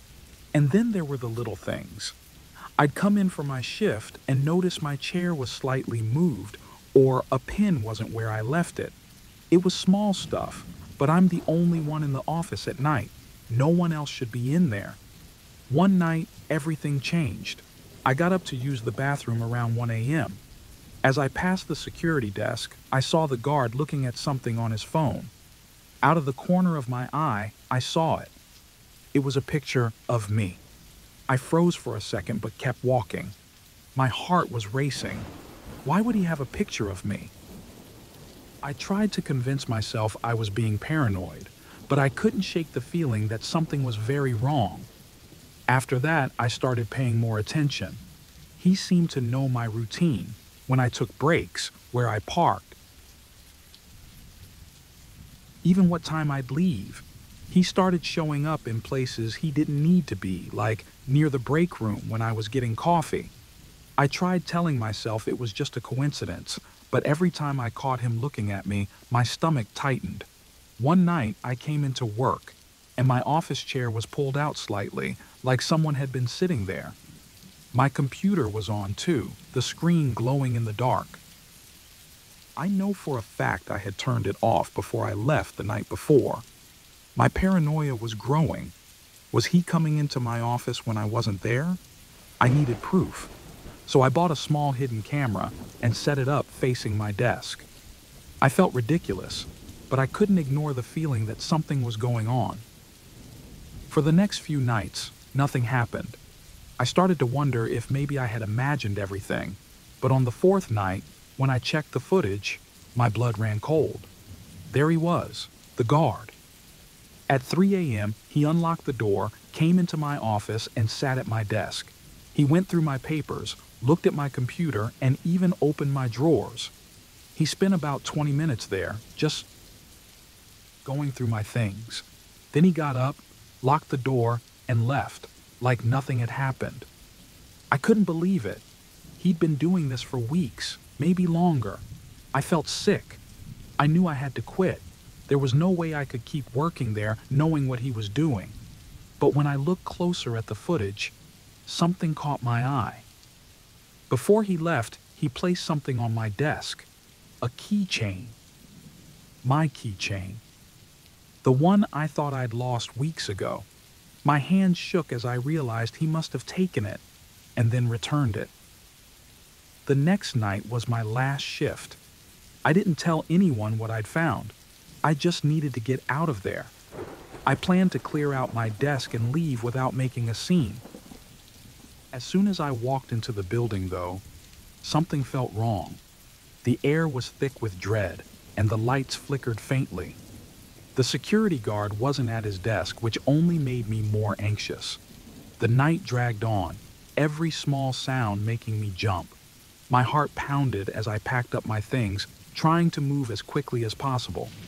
As I was heading toward the exit, I heard footsteps behind me. Slow, deliberate. I stopped, my heart hammering in my chest. I didn't want to turn around, but I had to. There he was, standing at the end of the hallway, just watching me. We stared at each other for what felt like an eternity, but neither of us said a word. I turned and walked faster, my pulse racing. By the time I reached the door, I was practically running. I got in my car and sped away, but when I glanced in the rearview mirror, my stomach dropped. A car was following me. His car. He kept his distance, but I knew it was him. The next day, I quit. I sent an email, packed my things, and never looked back. But the fear hasn't gone away. I keep seeing his car outside my apartment, or I think I do. Every time I go to the store, I feel like someone's watching me. I moved to a new place, changed my routine, and even got a new phone number. But I can't shake the feeling that he's still following me. Then, last night, I found something on my doorstep. Another keychain, identical to the one I'd lost before. I don't know what to do. I keep telling myself it's just my imagination, that I'm overreacting. But deep down, I don't believe that. I don't think I'll ever truly escape. So what do I do now? Should I call the police? Or is it already too late?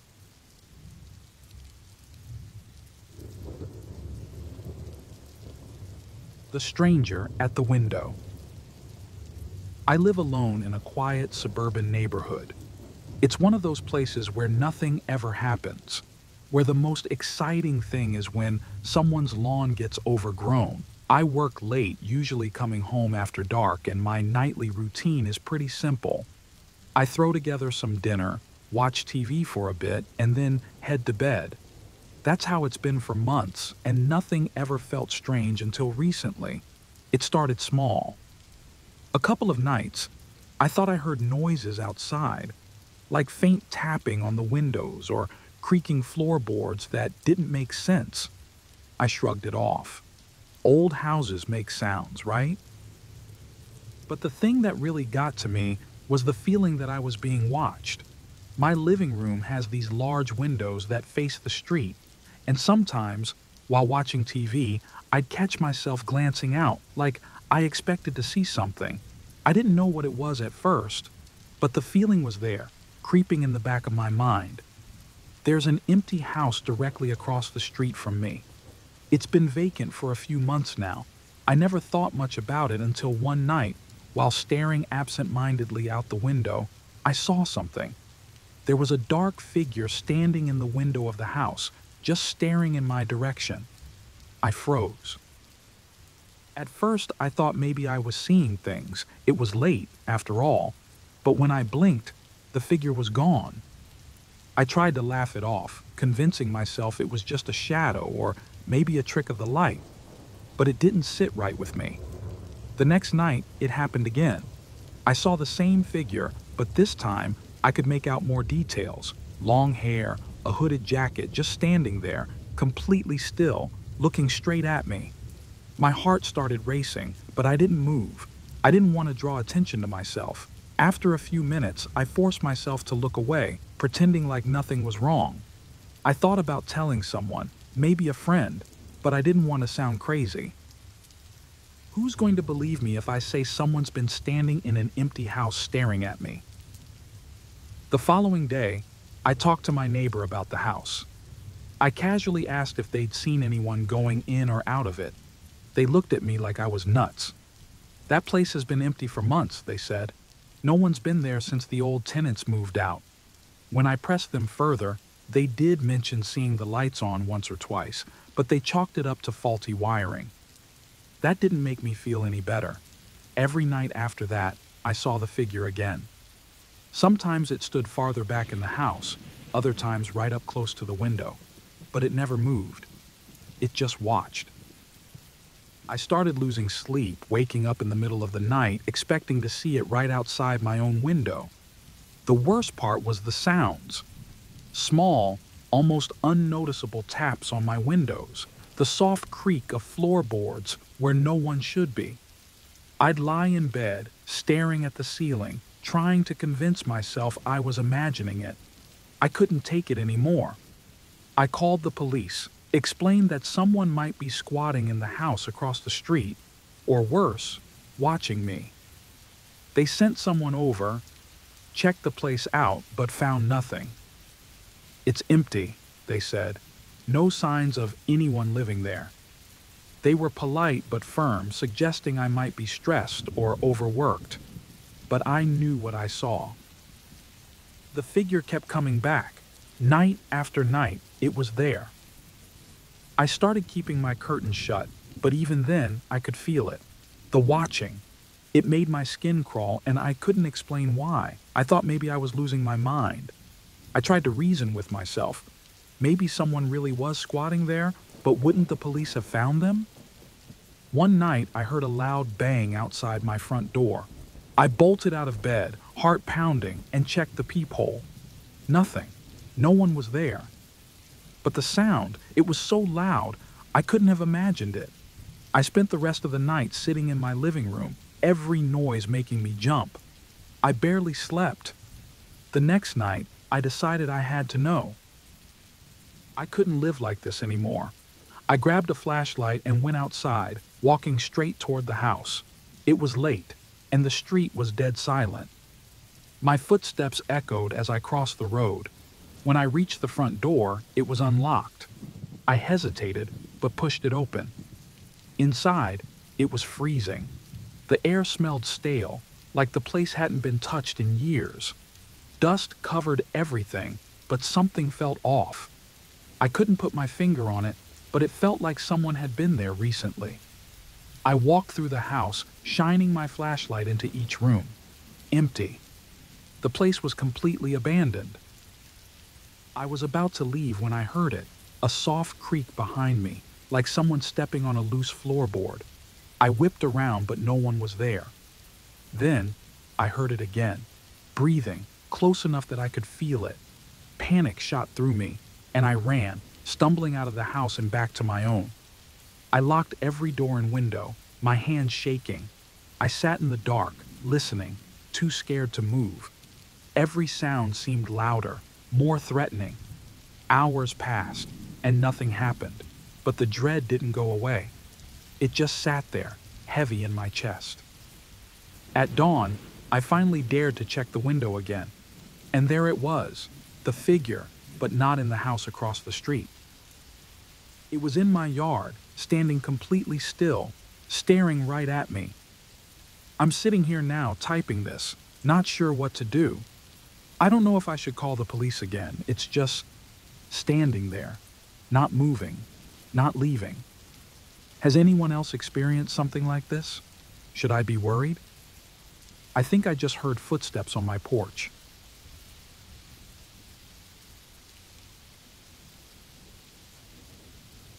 The wrong ride share. I wasn't supposed to work that late. It was a typical Thursday, and I'd stayed behind to finish a project that had dragged on longer than expected. By the time I packed up my things, the office was empty, the hallway lights dimmed. I missed the last bus by 10 minutes and decided to order a ride share. I'd done it hundreds of times, nothing unusual, but that night felt different. I was more tired than usual, unusually so. It wasn't just exhaustion, though. Something felt off. The streetlights outside the office were flickering, which made me feel uneasy, but I brushed it off. Just a malfunction, nothing to worry about. My phone buzzed all day with random notifications, mostly promotions or numbers I didn't recognize. Again, I didn't think much of it. I opened the rideshare app and requested a ride. The car that pulled up matched the description on the app. A black sedan, exactly like it said. But when I looked at the license plate, I could barely make it out. Maybe it was the dim light, or maybe I was just too tired to focus. But something about the car seemed off. The windows were dirty, the seats looked worn. There was a faint smell, like old fast food left too long in the car. I hesitated, but I got in. It was late, and I wanted to get home. I convinced myself I was overthinking things. I sat in the back seat, and the driver didn't greet me. He didn't even glance back, just started driving. I tried to make small talk.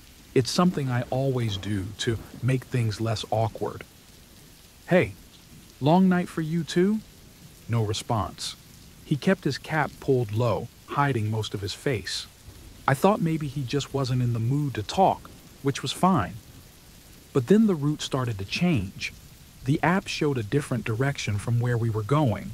I watched the map, confused.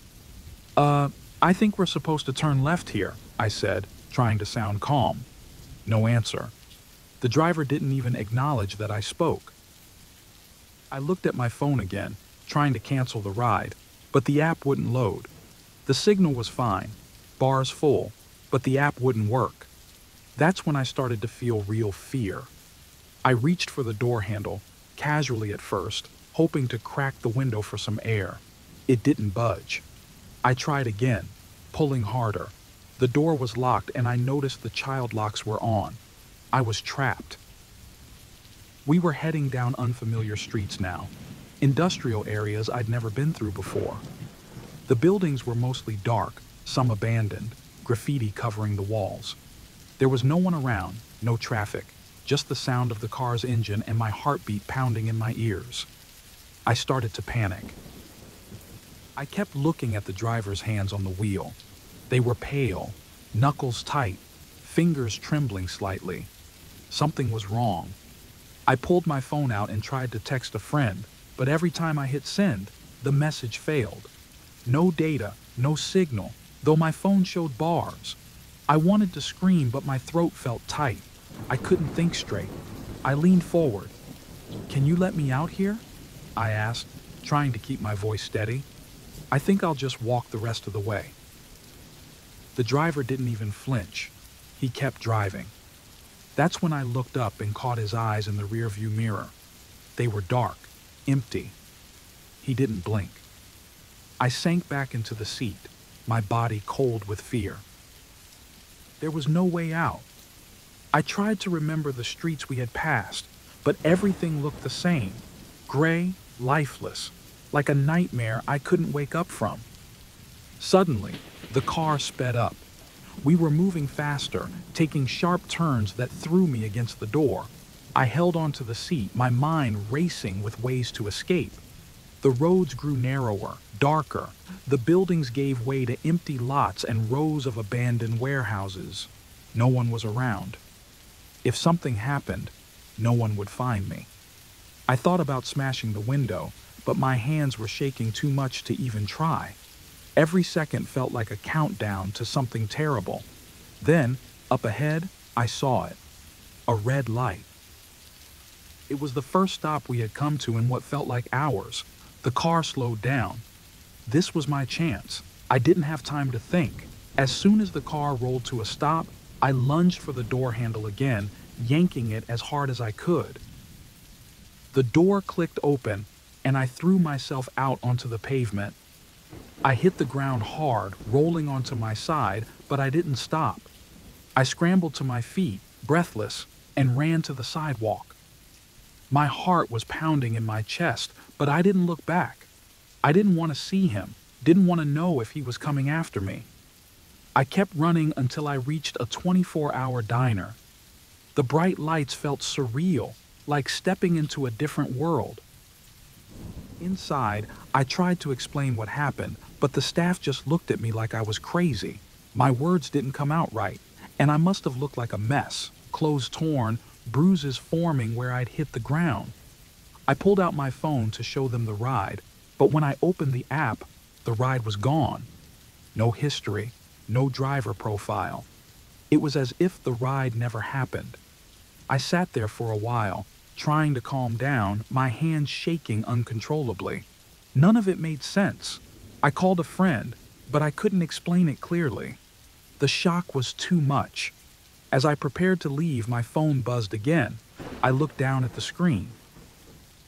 It was a notification from the rideshare app. Your driver has arrived. I walked home that night. I don't remember much of the walk. Every time a car passed, I froze, my mind racing, wondering if it was him again. The feeling hasn't left me. Even now, when I hear a car slow down outside my apartment, I hold my breath. I don't use rideshares anymore, and I'm always watching.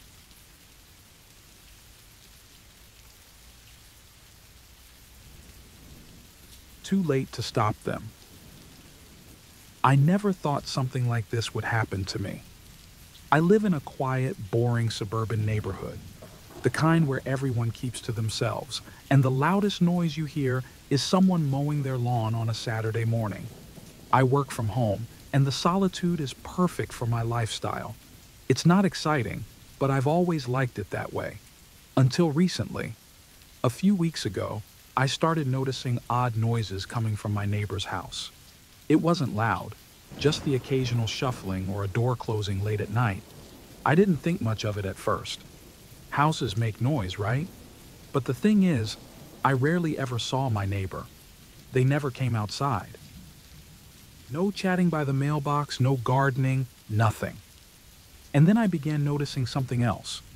Cars pulling up in the middle of the night, people coming and going, always so quietly, like they didn't want to be noticed. They would disappear before dawn. Something about it just felt off. Then, one night, I overheard a conversation. I couldn't make out everything, but I caught words like shipment and they'll be gone soon. That's when my sense of unease turned into something closer to fear, but I didn't act on it yet. Maybe it was nothing. I tried to tell myself I was just overreacting. A few nights later, everything escalated. I was in bed trying to sleep when I heard banging.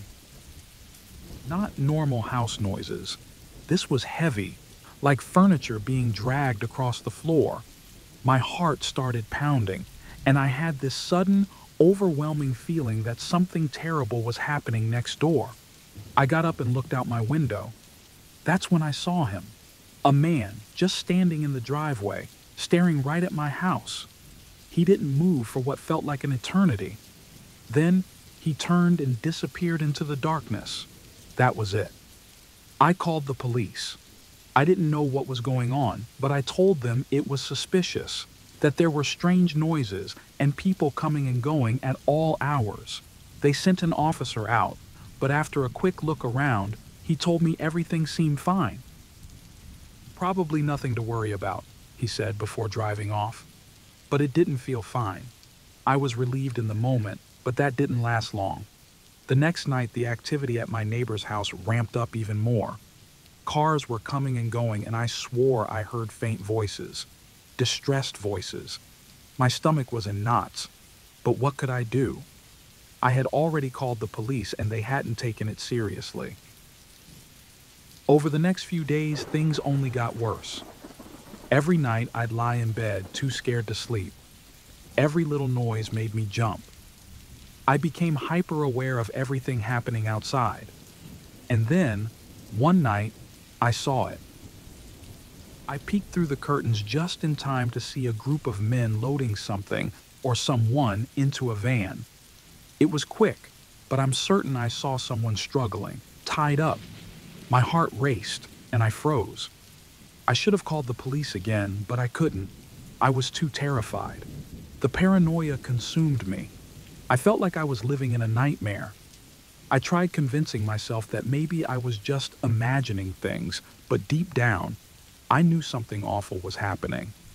I called the police again a few days later, insisting that something illegal was going on. But again, there wasn't much they could do. They came, looked around, and left. That night, the knocking started. Loud, aggressive knocks at my door, like someone was pounding on it. I jumped out of bed and ran to the door, looking through the peephole. But no one was there. The knocking continued for a few minutes, then stopped suddenly. I don't think I've ever been that scared in my life. My hands were shaking. Had they realized I'd been watching? The next night, everything was quiet. No noises, no cars, nothing. It was the first time in weeks I hadn't heard anything, but it didn't feel like a relief. It felt like the calm before the storm. I tossed and turned, trying to sleep, but I couldn't shake the feeling that something was about to happen. And then I saw the lights. Flashing red and blue, bouncing off my bedroom walls. I rushed to the window and saw the house next door surrounded by police cars. For a second, I felt a wave of relief. Finally, they were doing something. But that feeling didn't last long. I watched as officers swarmed the house, and then I heard one of them talking to a reporter. The house had been under surveillance for weeks. They had been monitoring a human trafficking ring, waiting for the right moment to move in. My stomach dropped. I had been living next to this horror the entire time, and no one had told me. Worse, I now understood what I had been hearing and seeing. Those were victims, and I had done nothing to help. I felt sick. As the police cleared the scene, I saw one of the officers look directly at my house. It was just for a second, but it felt like they knew I had been watching too. I couldn't shake the feeling that I had been part of their surveillance, that they knew more about me than I was comfortable with. In the days that followed, everything went quiet.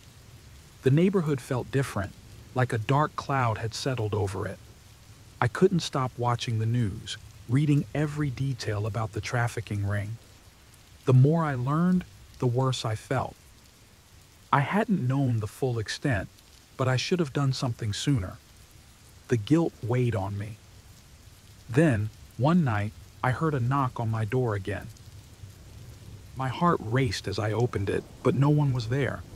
Just a single piece of paper with the words "too late to stop them" scrawled in messy handwriting. I don't know what that means. Maybe the people they were trafficking are still out there. Or maybe it was just someone playing a sick joke. But I haven't slept well since. Every time I walk outside, I feel like someone's watching me, though I can never tell if it's real or just my own paranoia. The authorities may have stopped them, but I'm left wondering, how many other horrors are hiding behind the doors of this quiet neighborhood?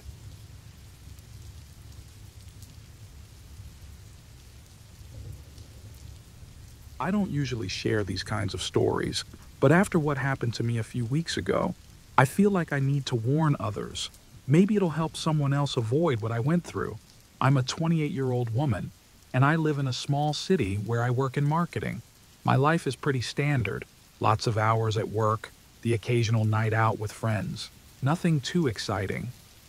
It was a Friday night, and I had just left a friend's house after a small party. It wasn't crazy, just a few drinks, and by the time I left, it was around 1 a.m. I wasn't drunk, just a little tipsy and tired, so I figured I'd take a rideshare home rather than try to navigate the late-night buses. I've used rideshares a million times before, and I always thought they were convenient and safe. I opened the app, ordered a ride, and within 5 minutes, a car pulled up. The driver didn't seem out of the ordinary. He was quiet, neutral expression, didn't say much when I got in. I thought it was a little strange that he didn't confirm my destination like drivers usually do, but I figured he was just tired. I sat in the back seat, scrolling through my phone, and we drove off. At first, everything was fine. But then, about 5 minutes into the ride, I noticed he was taking a different route than usual. I've lived here long enough to know the main roads, and I noticed we were heading into a part of the city I didn't recognize. I assumed it was just a detour to avoid traffic or construction. Still, I asked, "Is everything okay? Are we going a different way?" He didn't answer. I asked again, a little louder, thinking maybe he didn't hear me. He stayed silent, his eyes fixed on the road. That's when I started to get nervous. I glanced at my phone to check the GPS, but for some reason, my signal was gone. I couldn't see the map, couldn't text anyone. I tried to stay calm, telling myself it was probably nothing. But then, he made another sharp turn, and suddenly, we were on this narrow, pitch-dark road. There were no streetlights, no other cars, just darkness and fields stretching out on either side of us. I asked him again, "Hey, can you stop? This doesn't seem right." Silence. His hands were tight on the wheel, his face expressionless. At this point, my heart was racing. I tried to open the app again, hoping to send my location to a friend, but the signal was still dead, and my phone battery was almost drained. I started thinking of what to do. Jumping out of a moving car didn't seem possible. We were going too fast, but if I stayed, where was he taking me? I felt trapped. The road kept stretching into nothingness, and every second felt like it was dragging on forever. My breathing was shallow, and my hands were shaking. I knew I had to get out of that car, no matter what. Then, up ahead, I saw the faint glow of a traffic light at an intersection. My pulse quickened. If he slowed down at the light, that would be my chance. As we approached, I unbuckled my seatbelt as quietly as I could, my fingers gripping the door handle. The light turned red, the car slowed, and as soon as it stopped, I threw open the door and bolted. I could hear my heart pounding in my ears as I ran. I didn't look back. I just ran as fast as I could, stumbling on the rough road, my legs shaking beneath me. After a minute, I glanced back, expecting to see him coming after me. But he wasn't. He was still sitting there at the light, watching me through the rearview mirror. I could see his eyes in the reflection, cold and unblinking. He didn't chase me. He didn't move. He just sat there, watching.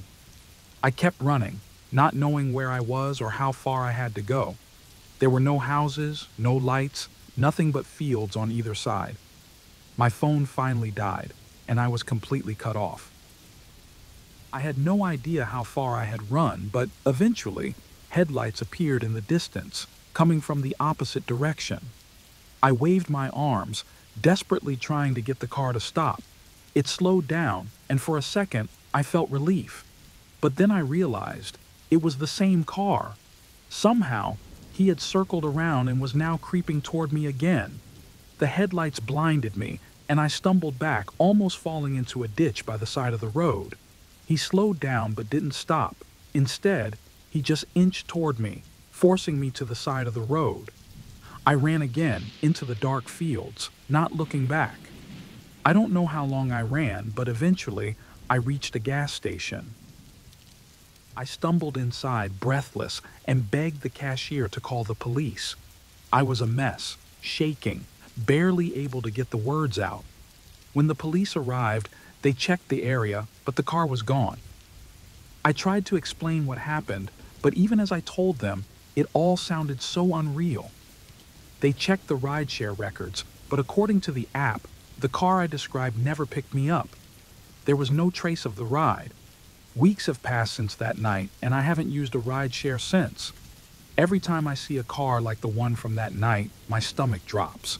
I can't stop thinking about what would have happened if I hadn't jumped out when I did. Maybe the guy was just trying to scare me, or maybe it was something worse. I'll never know. Last night, I got a notification from the rideshare app. A car was on its way to pick me up, even though I hadn't requested one. When I checked the details, my blood ran cold. It was the same car, the same driver. I haven't slept since.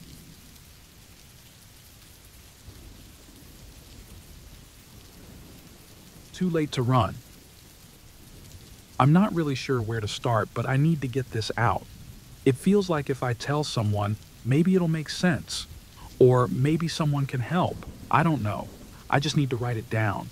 I'm 34, single, and live alone in a quiet suburban neighborhood. It's the kind of place where nothing much happens. My days are the same. Go to work, come home, relax. I'll scroll Reddit, watch some TV, and just enjoy the peace. It's not exciting, but I like it that way. It's safe.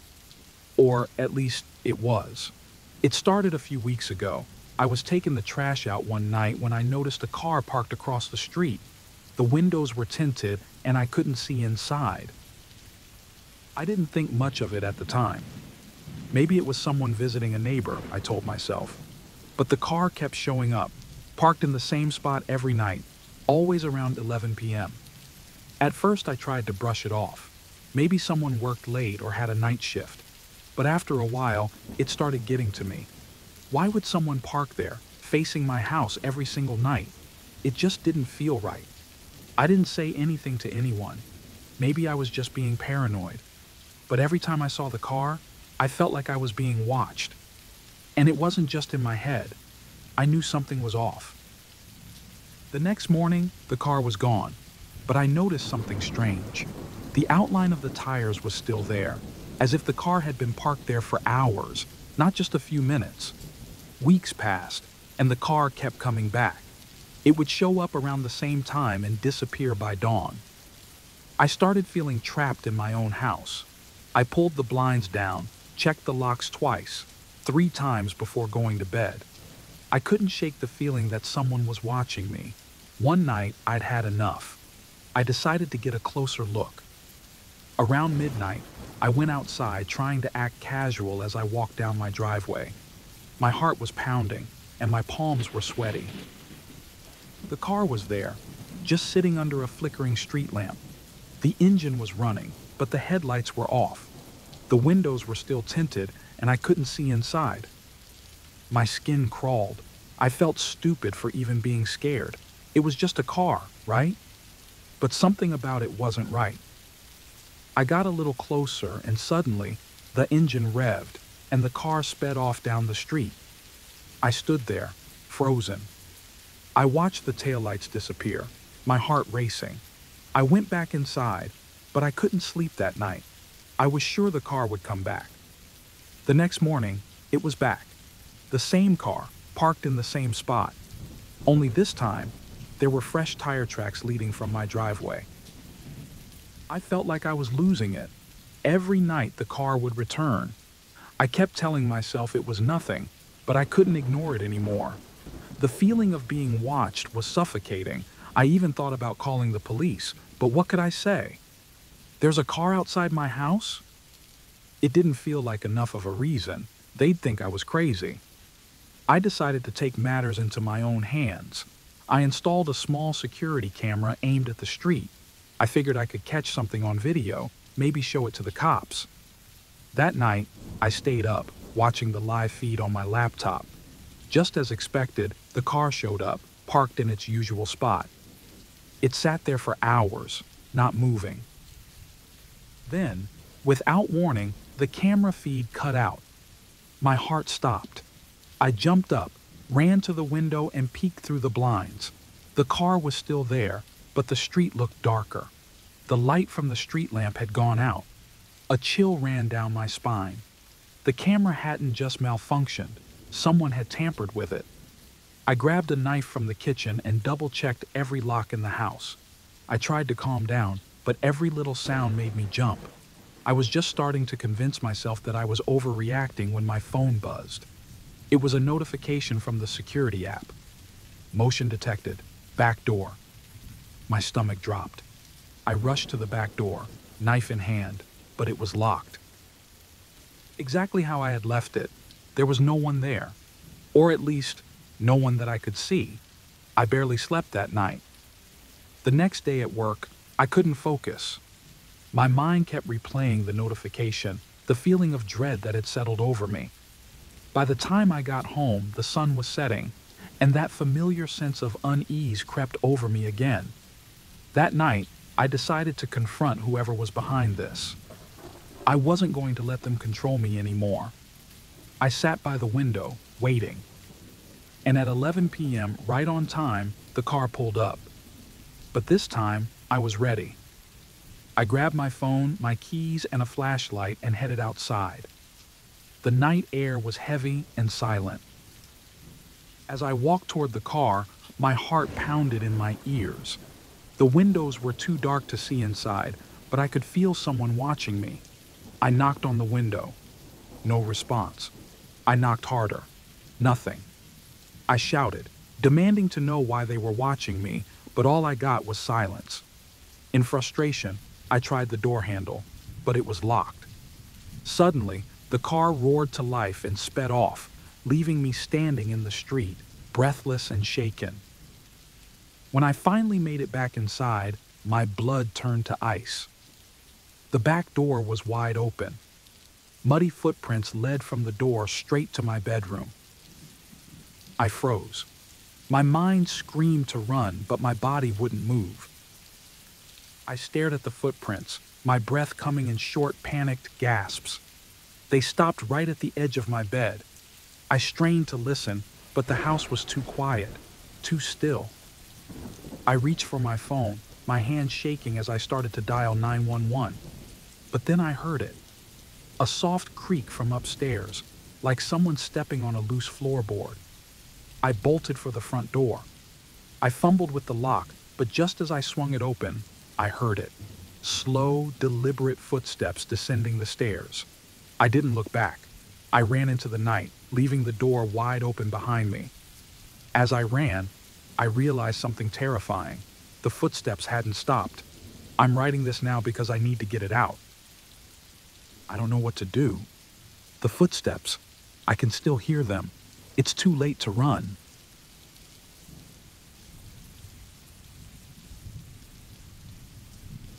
I've always enjoyed evening walks. After a long day at work, it's the only time I can clear my mind and breathe. My neighborhood is quiet. Calm streets, rows of houses with little front yards, and the occasional passing car. Nothing special, but it's comfortable, peaceful. Lately, though, things have felt a little off. It started with the streetlights. They've always been dim, but recently, they flicker a lot. It's probably nothing, just old bulbs. But when I'm walking alone, it's enough to make me feel a bit uneasy. Sometimes I hear something behind me, a rustle, like leaves blowing. But when I turn around, there's nothing. I try to ignore it. I tell myself it's just my imagination. Nothing bad has ever happened on these walks, so why should I be worried? Still, last night I saw a shadow out of the corner of my eye. It was distant, barely noticeable, but it was there long enough to make me pick up my pace. I didn't think much of it, at least not until tonight. I started my usual walk, hoping to shake off the weird feeling from before. Everything seemed normal at first. The air was cool, the streets were empty, just how I liked it. But as I turned onto a familiar corner, I noticed something strange. Someone standing under the flickering streetlight. They were still, completely still, facing in my direction. The light flickered on and off, making it hard to see their face. They were too far away to make out any details, but something about the way they stood sent a shiver through me. I told myself it was nothing, just some random person, but I couldn't shake the feeling that they were watching me. I quickly turned around and headed back the way I came, trying to stay calm, but my heart was racing. Every few steps I glanced over my shoulder, but no one was there. The streets were as empty as ever, yet the feeling that I was being followed wouldn't leave. Near my house, I thought I heard footsteps, but when I stopped to listen, they stopped too. The silence was suffocating. The next few days were worse. That feeling of being watched became constant. No matter where I went, I saw them. Sometimes it was a shadow lurking behind the trees in the park. Sometimes they stood at the far end of the street, just out of reach. Once, I saw someone sitting on a bench, not moving, just watching. I started taking different routes, walking at different times, hoping to lose them, but it didn't matter. They were always there, somewhere in the distance. It was never close enough to confront them, but never far enough to feel safe. I started losing sleep. At night, I'd replay those walks in my head, trying to figure out who they were, what they wanted. But I had no answers, only more fear. I thought about telling someone, but what would I say? I had no proof, just a figure that seemed to appear wherever I went. It sounded paranoid, even to me. One evening, after days of this, I saw them again, standing directly across the street from my house. For the first time, I could tell they were watching me. They didn't move, didn't hide, just stood there, staring. My heart pounded as I rushed inside, locking the door behind me. I peeked through the blinds and they were still there, still watching. That night, I couldn't take it anymore. I decided to confront them. I had to prove to myself that I wasn't losing my mind, that it was all just some strange coincidence. I left the house, forcing myself to walk the same route. My heart was racing, my palms were sweaty, but I kept going. The park was empty and the streets were silent. For a moment, I felt relief. Maybe it was all in my head. But then, I saw them again. This time, they were closer. The figure stepped out from the shadows, walking toward me slowly, deliberately. Panic set in, and I turned and ran. I ran faster than I ever had, but no matter how fast I went, their pace never changed. I didn't dare look back, but I could feel them there, always just behind me. I rounded a corner, hoping to lose them, but as I turned, I froze. They were there, right in front of me, standing in the middle of the street. I couldn't see their face, but they were close, too close.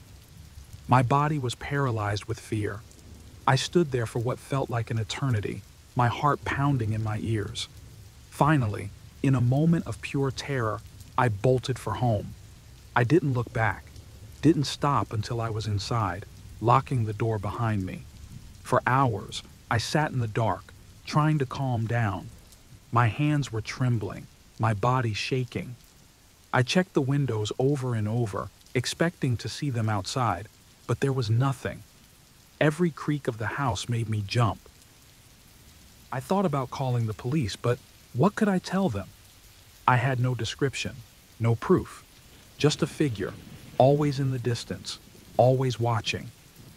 Then there was a knock at the door, soft, barely audible but unmistakable.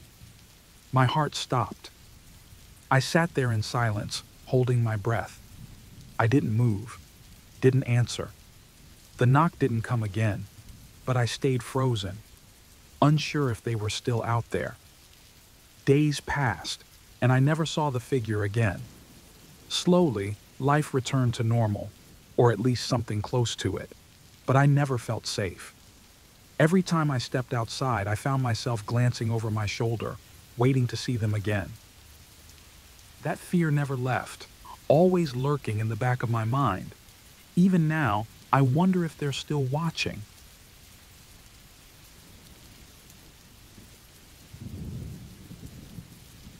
I travel for work a lot, so staying in hotels is pretty normal for me. Last week, I was sent to a city I'd been to a few times before, but this trip was different. It was late when I checked in, around 10 p.m., and after a full day of back-to-back meetings, I was beyond exhausted. The hotel was a decent place, not the fanciest, but clean and comfortable enough for a quick business trip. As I unpacked, I noticed something weird. I could hear footsteps in the hallway, but they stopped right outside my door, like someone was standing there. It wasn't the first time I'd heard weird noises in hotels, thin walls, you know? I tried to brush it off, but a couple of minutes later, I heard it again, followed by a soft creak, like a door that didn't close all the way. It made me feel uneasy, but I convinced myself it was probably just another guest.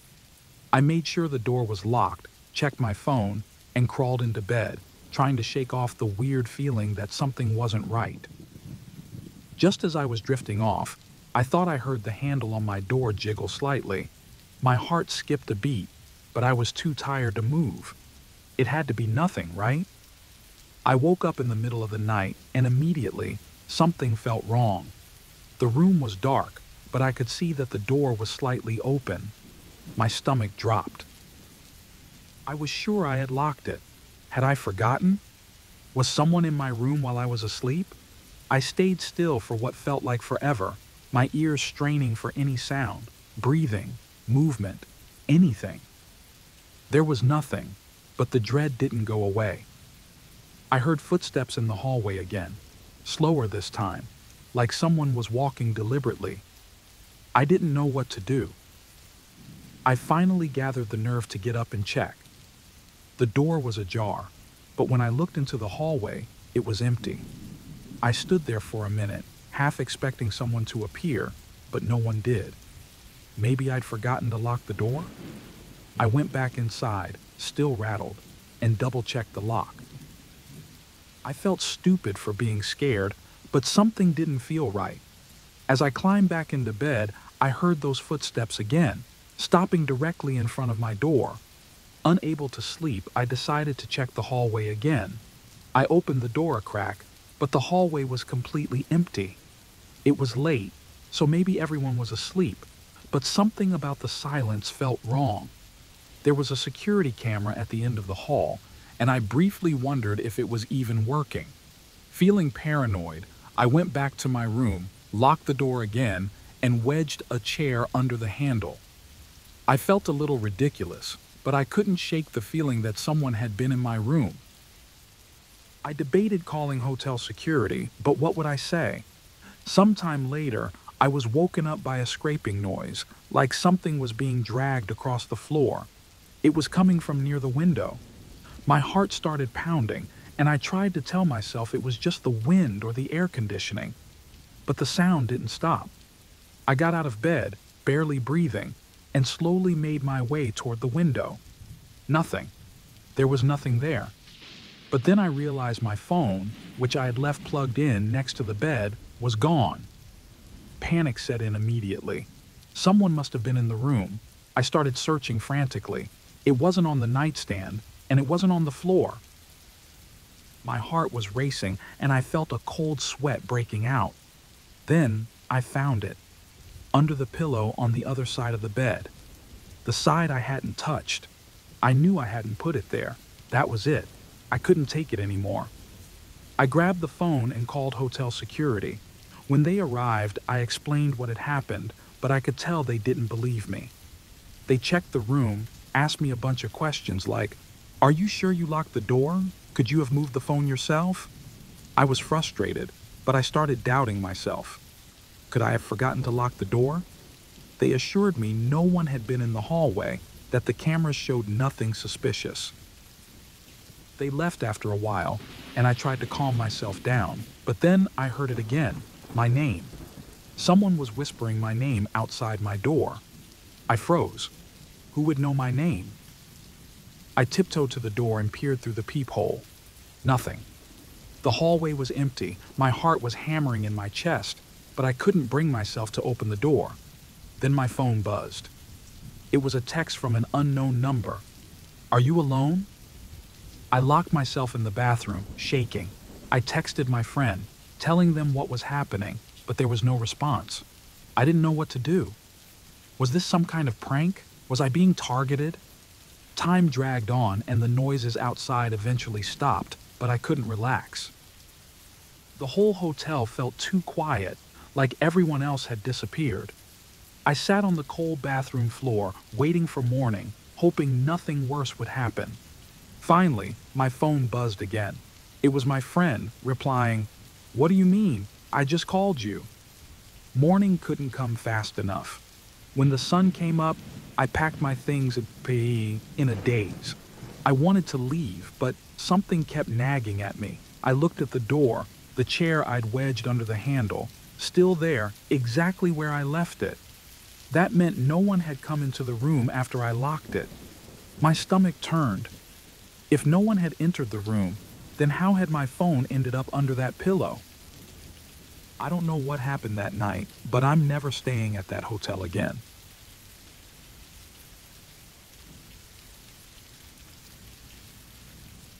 The unwanted tenant. I moved into this apartment about 6 months ago.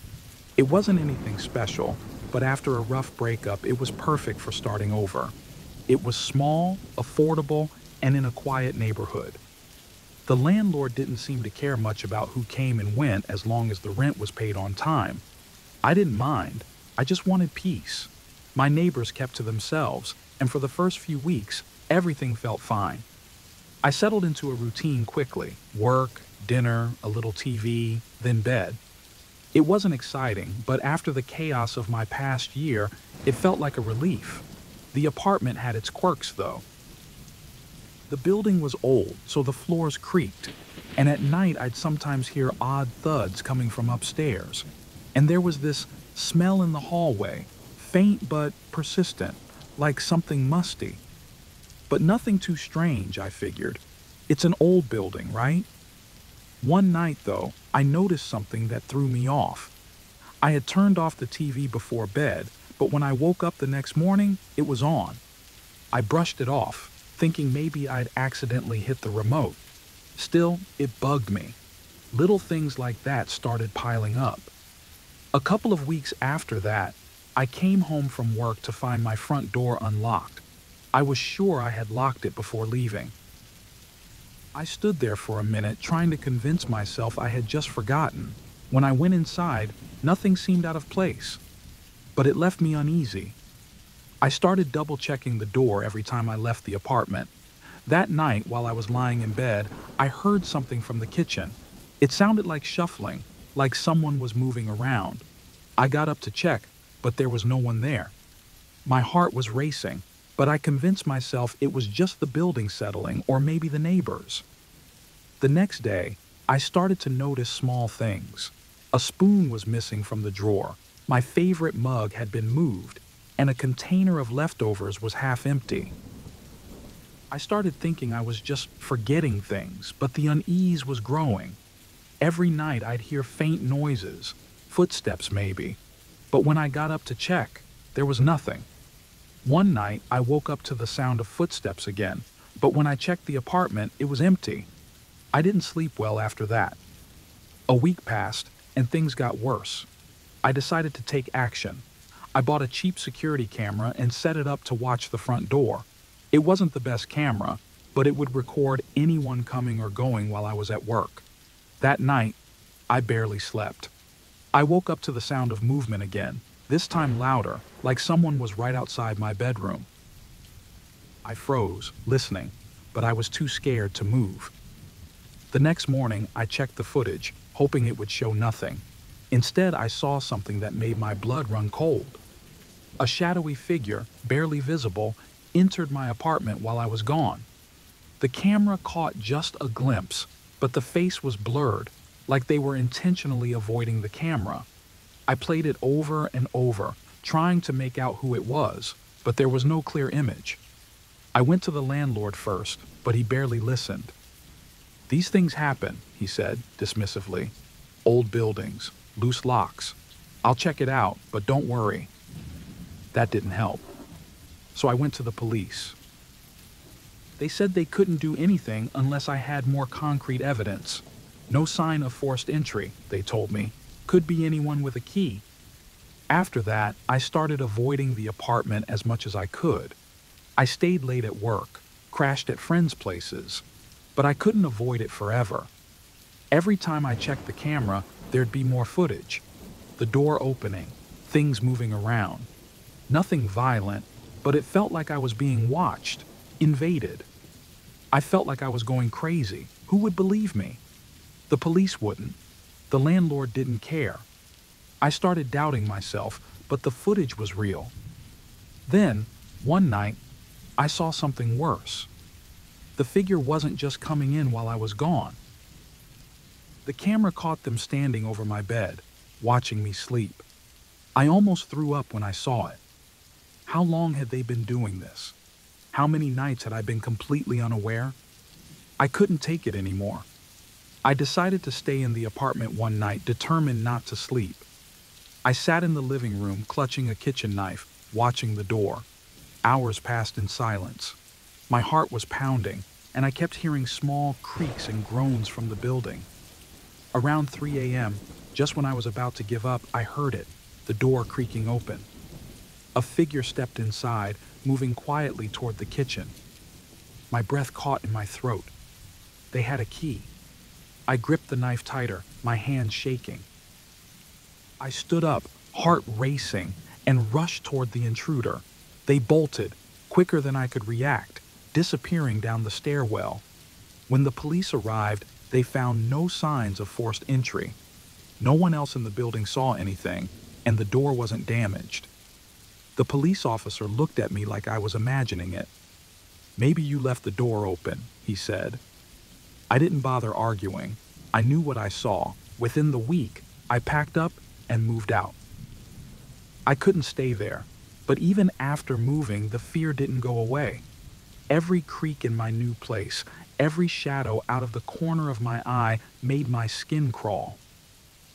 I tried to tell a few friends, but they just gave me concerned looks, like they thought I was losing it. Maybe I was. But then I found something that made my heart drop all over again. While unpacking in my new place, I found an old set of keys in my coat pocket. They didn't belong to my new apartment. It's been a few months since I moved, but I don't feel safe anymore. I live in constant fear that the intruder is still out there, waiting. I haven't seen any signs, but every night I lie awake, wondering if they're watching me, if they ever really left. I'll never know for sure.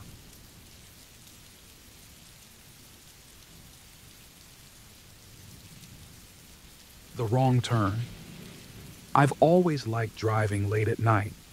The roads are quiet, the air feels different, and it gives me time to think. But after what happened last week, I don't think I'll ever feel comfortable behind the wheel again. It was a Wednesday, and I had a work meeting in the next town over. It ran later than I expected, so by the time I got in my car, it was already dark. I wasn't worried, though. Driving at night never bothered me. In fact, I looked forward to the peace and quiet of the empty roads. I started my usual route home. The first half of the drive was uneventful. I passed a gas station on the side of the road. It was one of those old, barely functioning places, and I noticed a car parked there, headlights off, just sitting. It was facing the road, almost like it was waiting for something, or someone. I brushed it off as nothing. But when I glanced at the car's license plate, I saw it was from a state far away, one I hadn't even seen in this part of the country before. That gave me a weird feeling, but I kept driving. As I left the main road and headed deeper into more rural areas, my GPS suddenly lost signal. Not a big deal, I told myself. I knew the general direction home. I'd just turn left at the next intersection and get back on track. That's when I saw it again. The same car from the gas station, now in my rearview mirror. Its headlights were on this time, but it was following me way too close. I tried to calm down, thinking maybe it was just someone heading in the same direction. But when I made a random turn, so did they. I sped up, trying to shake them, but they matched my speed. My heart started racing. I didn't want to believe I was being followed, but there it was, sticking to me like glue no matter how many turns I made. It felt like a game of cat and mouse, except I had no idea why I was the target. I couldn't think straight. The panic took over. I had to lose them. I veered off the main road, heading onto a dirt path that wound through the woods. The rough terrain slowed me down, and the car behind me kept up easily. My mind was racing with worst-case scenarios. What if they were trying to rob me? Or worse? I glanced at my phone, hoping to call someone, anyone, but the battery was dead. Of course. I cursed under my breath, trying to stay rational. Maybe this was all in my head. Maybe they weren't following me at all. Just as that thought started to sink in, I took a sharp turn, and for the first time, the car didn't follow. A wave of relief washed over me. Maybe I was overreacting. I told myself it was just a coincidence, just someone who was lost, like me. But then, my own car sputtered. The engine coughed, and suddenly, it stalled. I was in the middle of nowhere. No streetlights, no houses, nothing but dark, empty road around me. I tried the ignition again. Nothing. The silence was crushing, and the air in the car felt thick, like it was pressing down on me. I sat there, staring into the darkness, unsure of what to do. Then I saw it, headlights in the distance, growing closer. My heart sank. Was it them again? I tried the ignition one more time, desperately turning the key, but the engine was dead. The headlights got closer, the beam illuminating the road ahead. I couldn't move. My whole body froze. I thought about all the horror stories I'd heard, about people disappearing on lonely roads, never to be seen again. The car pulled up beside me and stopped. For a moment, there was just silence. I could barely breathe. Then, the driver's window rolled down. I braced myself for whatever was coming next. "Hey, you okay?" a voice called out. I looked over and saw a man, maybe in his 40s, looking at me with genuine concern. "I saw you driving all over the place.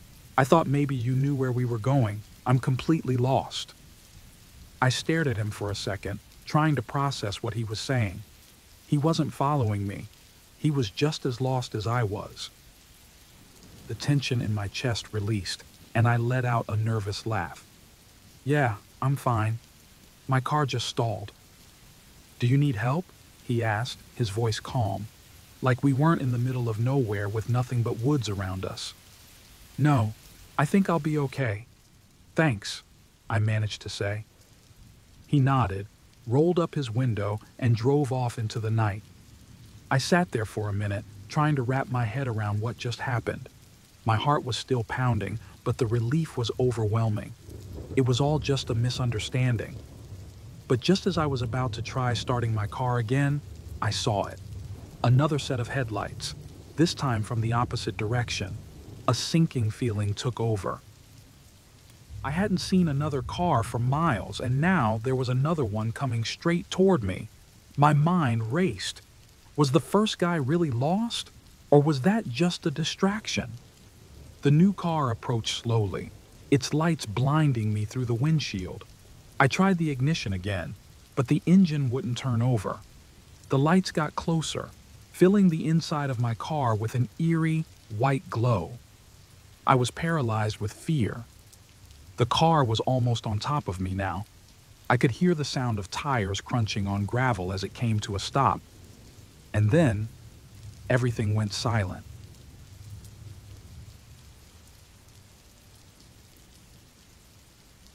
I recently moved into a small house in a quiet neighborhood after a pretty tough breakup. I was looking for a fresh start, something to distract me from everything that had been going on in my life. The house isn't big, but it's cozy. Built in the 1950s, it has that old charm: creaky wooden floors, drafty windows, and a basement I haven't dared to venture into. It's a rental, and it was cheap, which should have been my first red flag. But I was desperate. There's one thing that's been bothering me from day one, though: the basement door. It's not just locked, it's sealed. Thick boards nailed across the frame, a heavy lock in place, as if someone really didn't want anyone to go down there. At first, I figured it was some old storage area, probably filled with junk from a previous tenant. The house is old, after all. I ignored it. I work from home, so most of my time is spent in the house. During the day, everything feels normal, but at night, well, things feel off. About a week after moving in, I was unpacking in the living room when I heard it, soft tapping, coming from below. It was faint, so I brushed it off as the house settling. Old houses make noise, right? The next day, things started getting weird. I'd leave a room and come back to find doors slightly open, even though I was sure I'd closed them. Lights flickered. The house was drafty, sure, but there was this cold breeze that seemed to come from nowhere. Then there was the basement door. Every time I walked past it, I felt uneasy, like it was watching me, waiting for me to make a move. I couldn't get it out of my head. Why was it sealed up like that? That night, the tapping returned, louder this time, rhythmic. It wasn't random, like house noises tend to be. I sat in bed, listening, heart pounding, convincing myself it was nothing. But I couldn't shake the feeling that something wasn't right. I grabbed my phone and shined the light toward the basement door just to make sure. And that's when I saw them. Scratches. Fresh, deep scratches near the frame, as if something had been clawing at it, trying to get out, or in. The next morning, I called a locksmith. I couldn't take it anymore. I needed to know what was behind that door.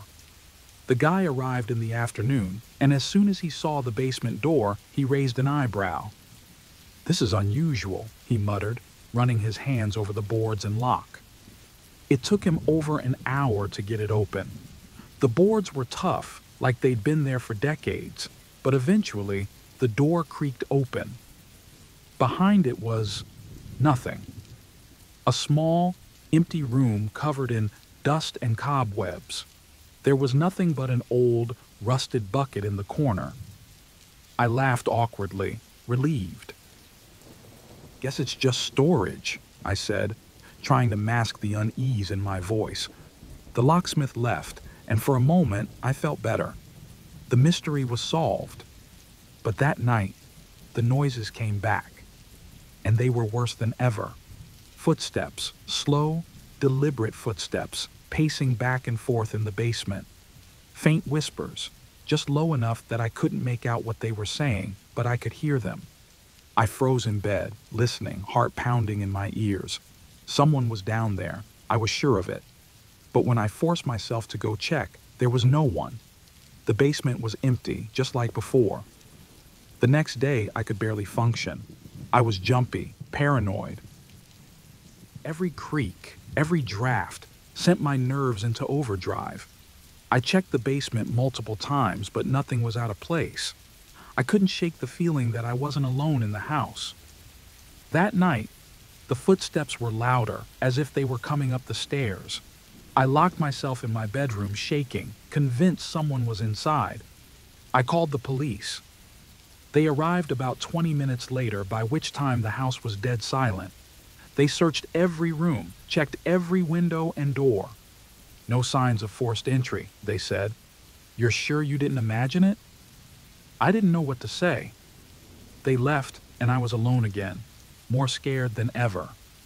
That's when my phone rang. It was an unknown number.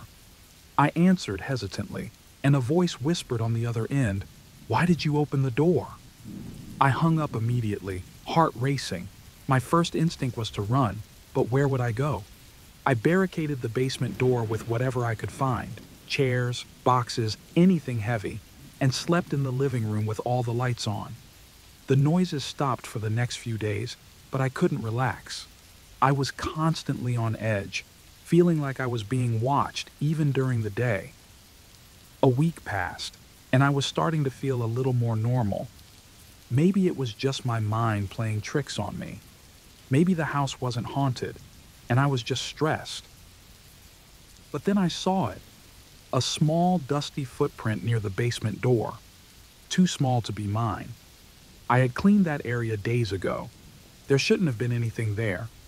I haven't heard the noises since then, but I don't feel safe. I've thought about moving, but I'm not sure if that will help. I keep telling myself that I'm imagining things, that there's nothing to be afraid of. But every time I pass the basement door, I swear I can hear faint breathing, like someone is standing just on the other side, waiting for me to open it again. Last night, I heard a knock on the door. Just one, slow, deliberate knock. I haven't gone down to check. I don't think I ever will.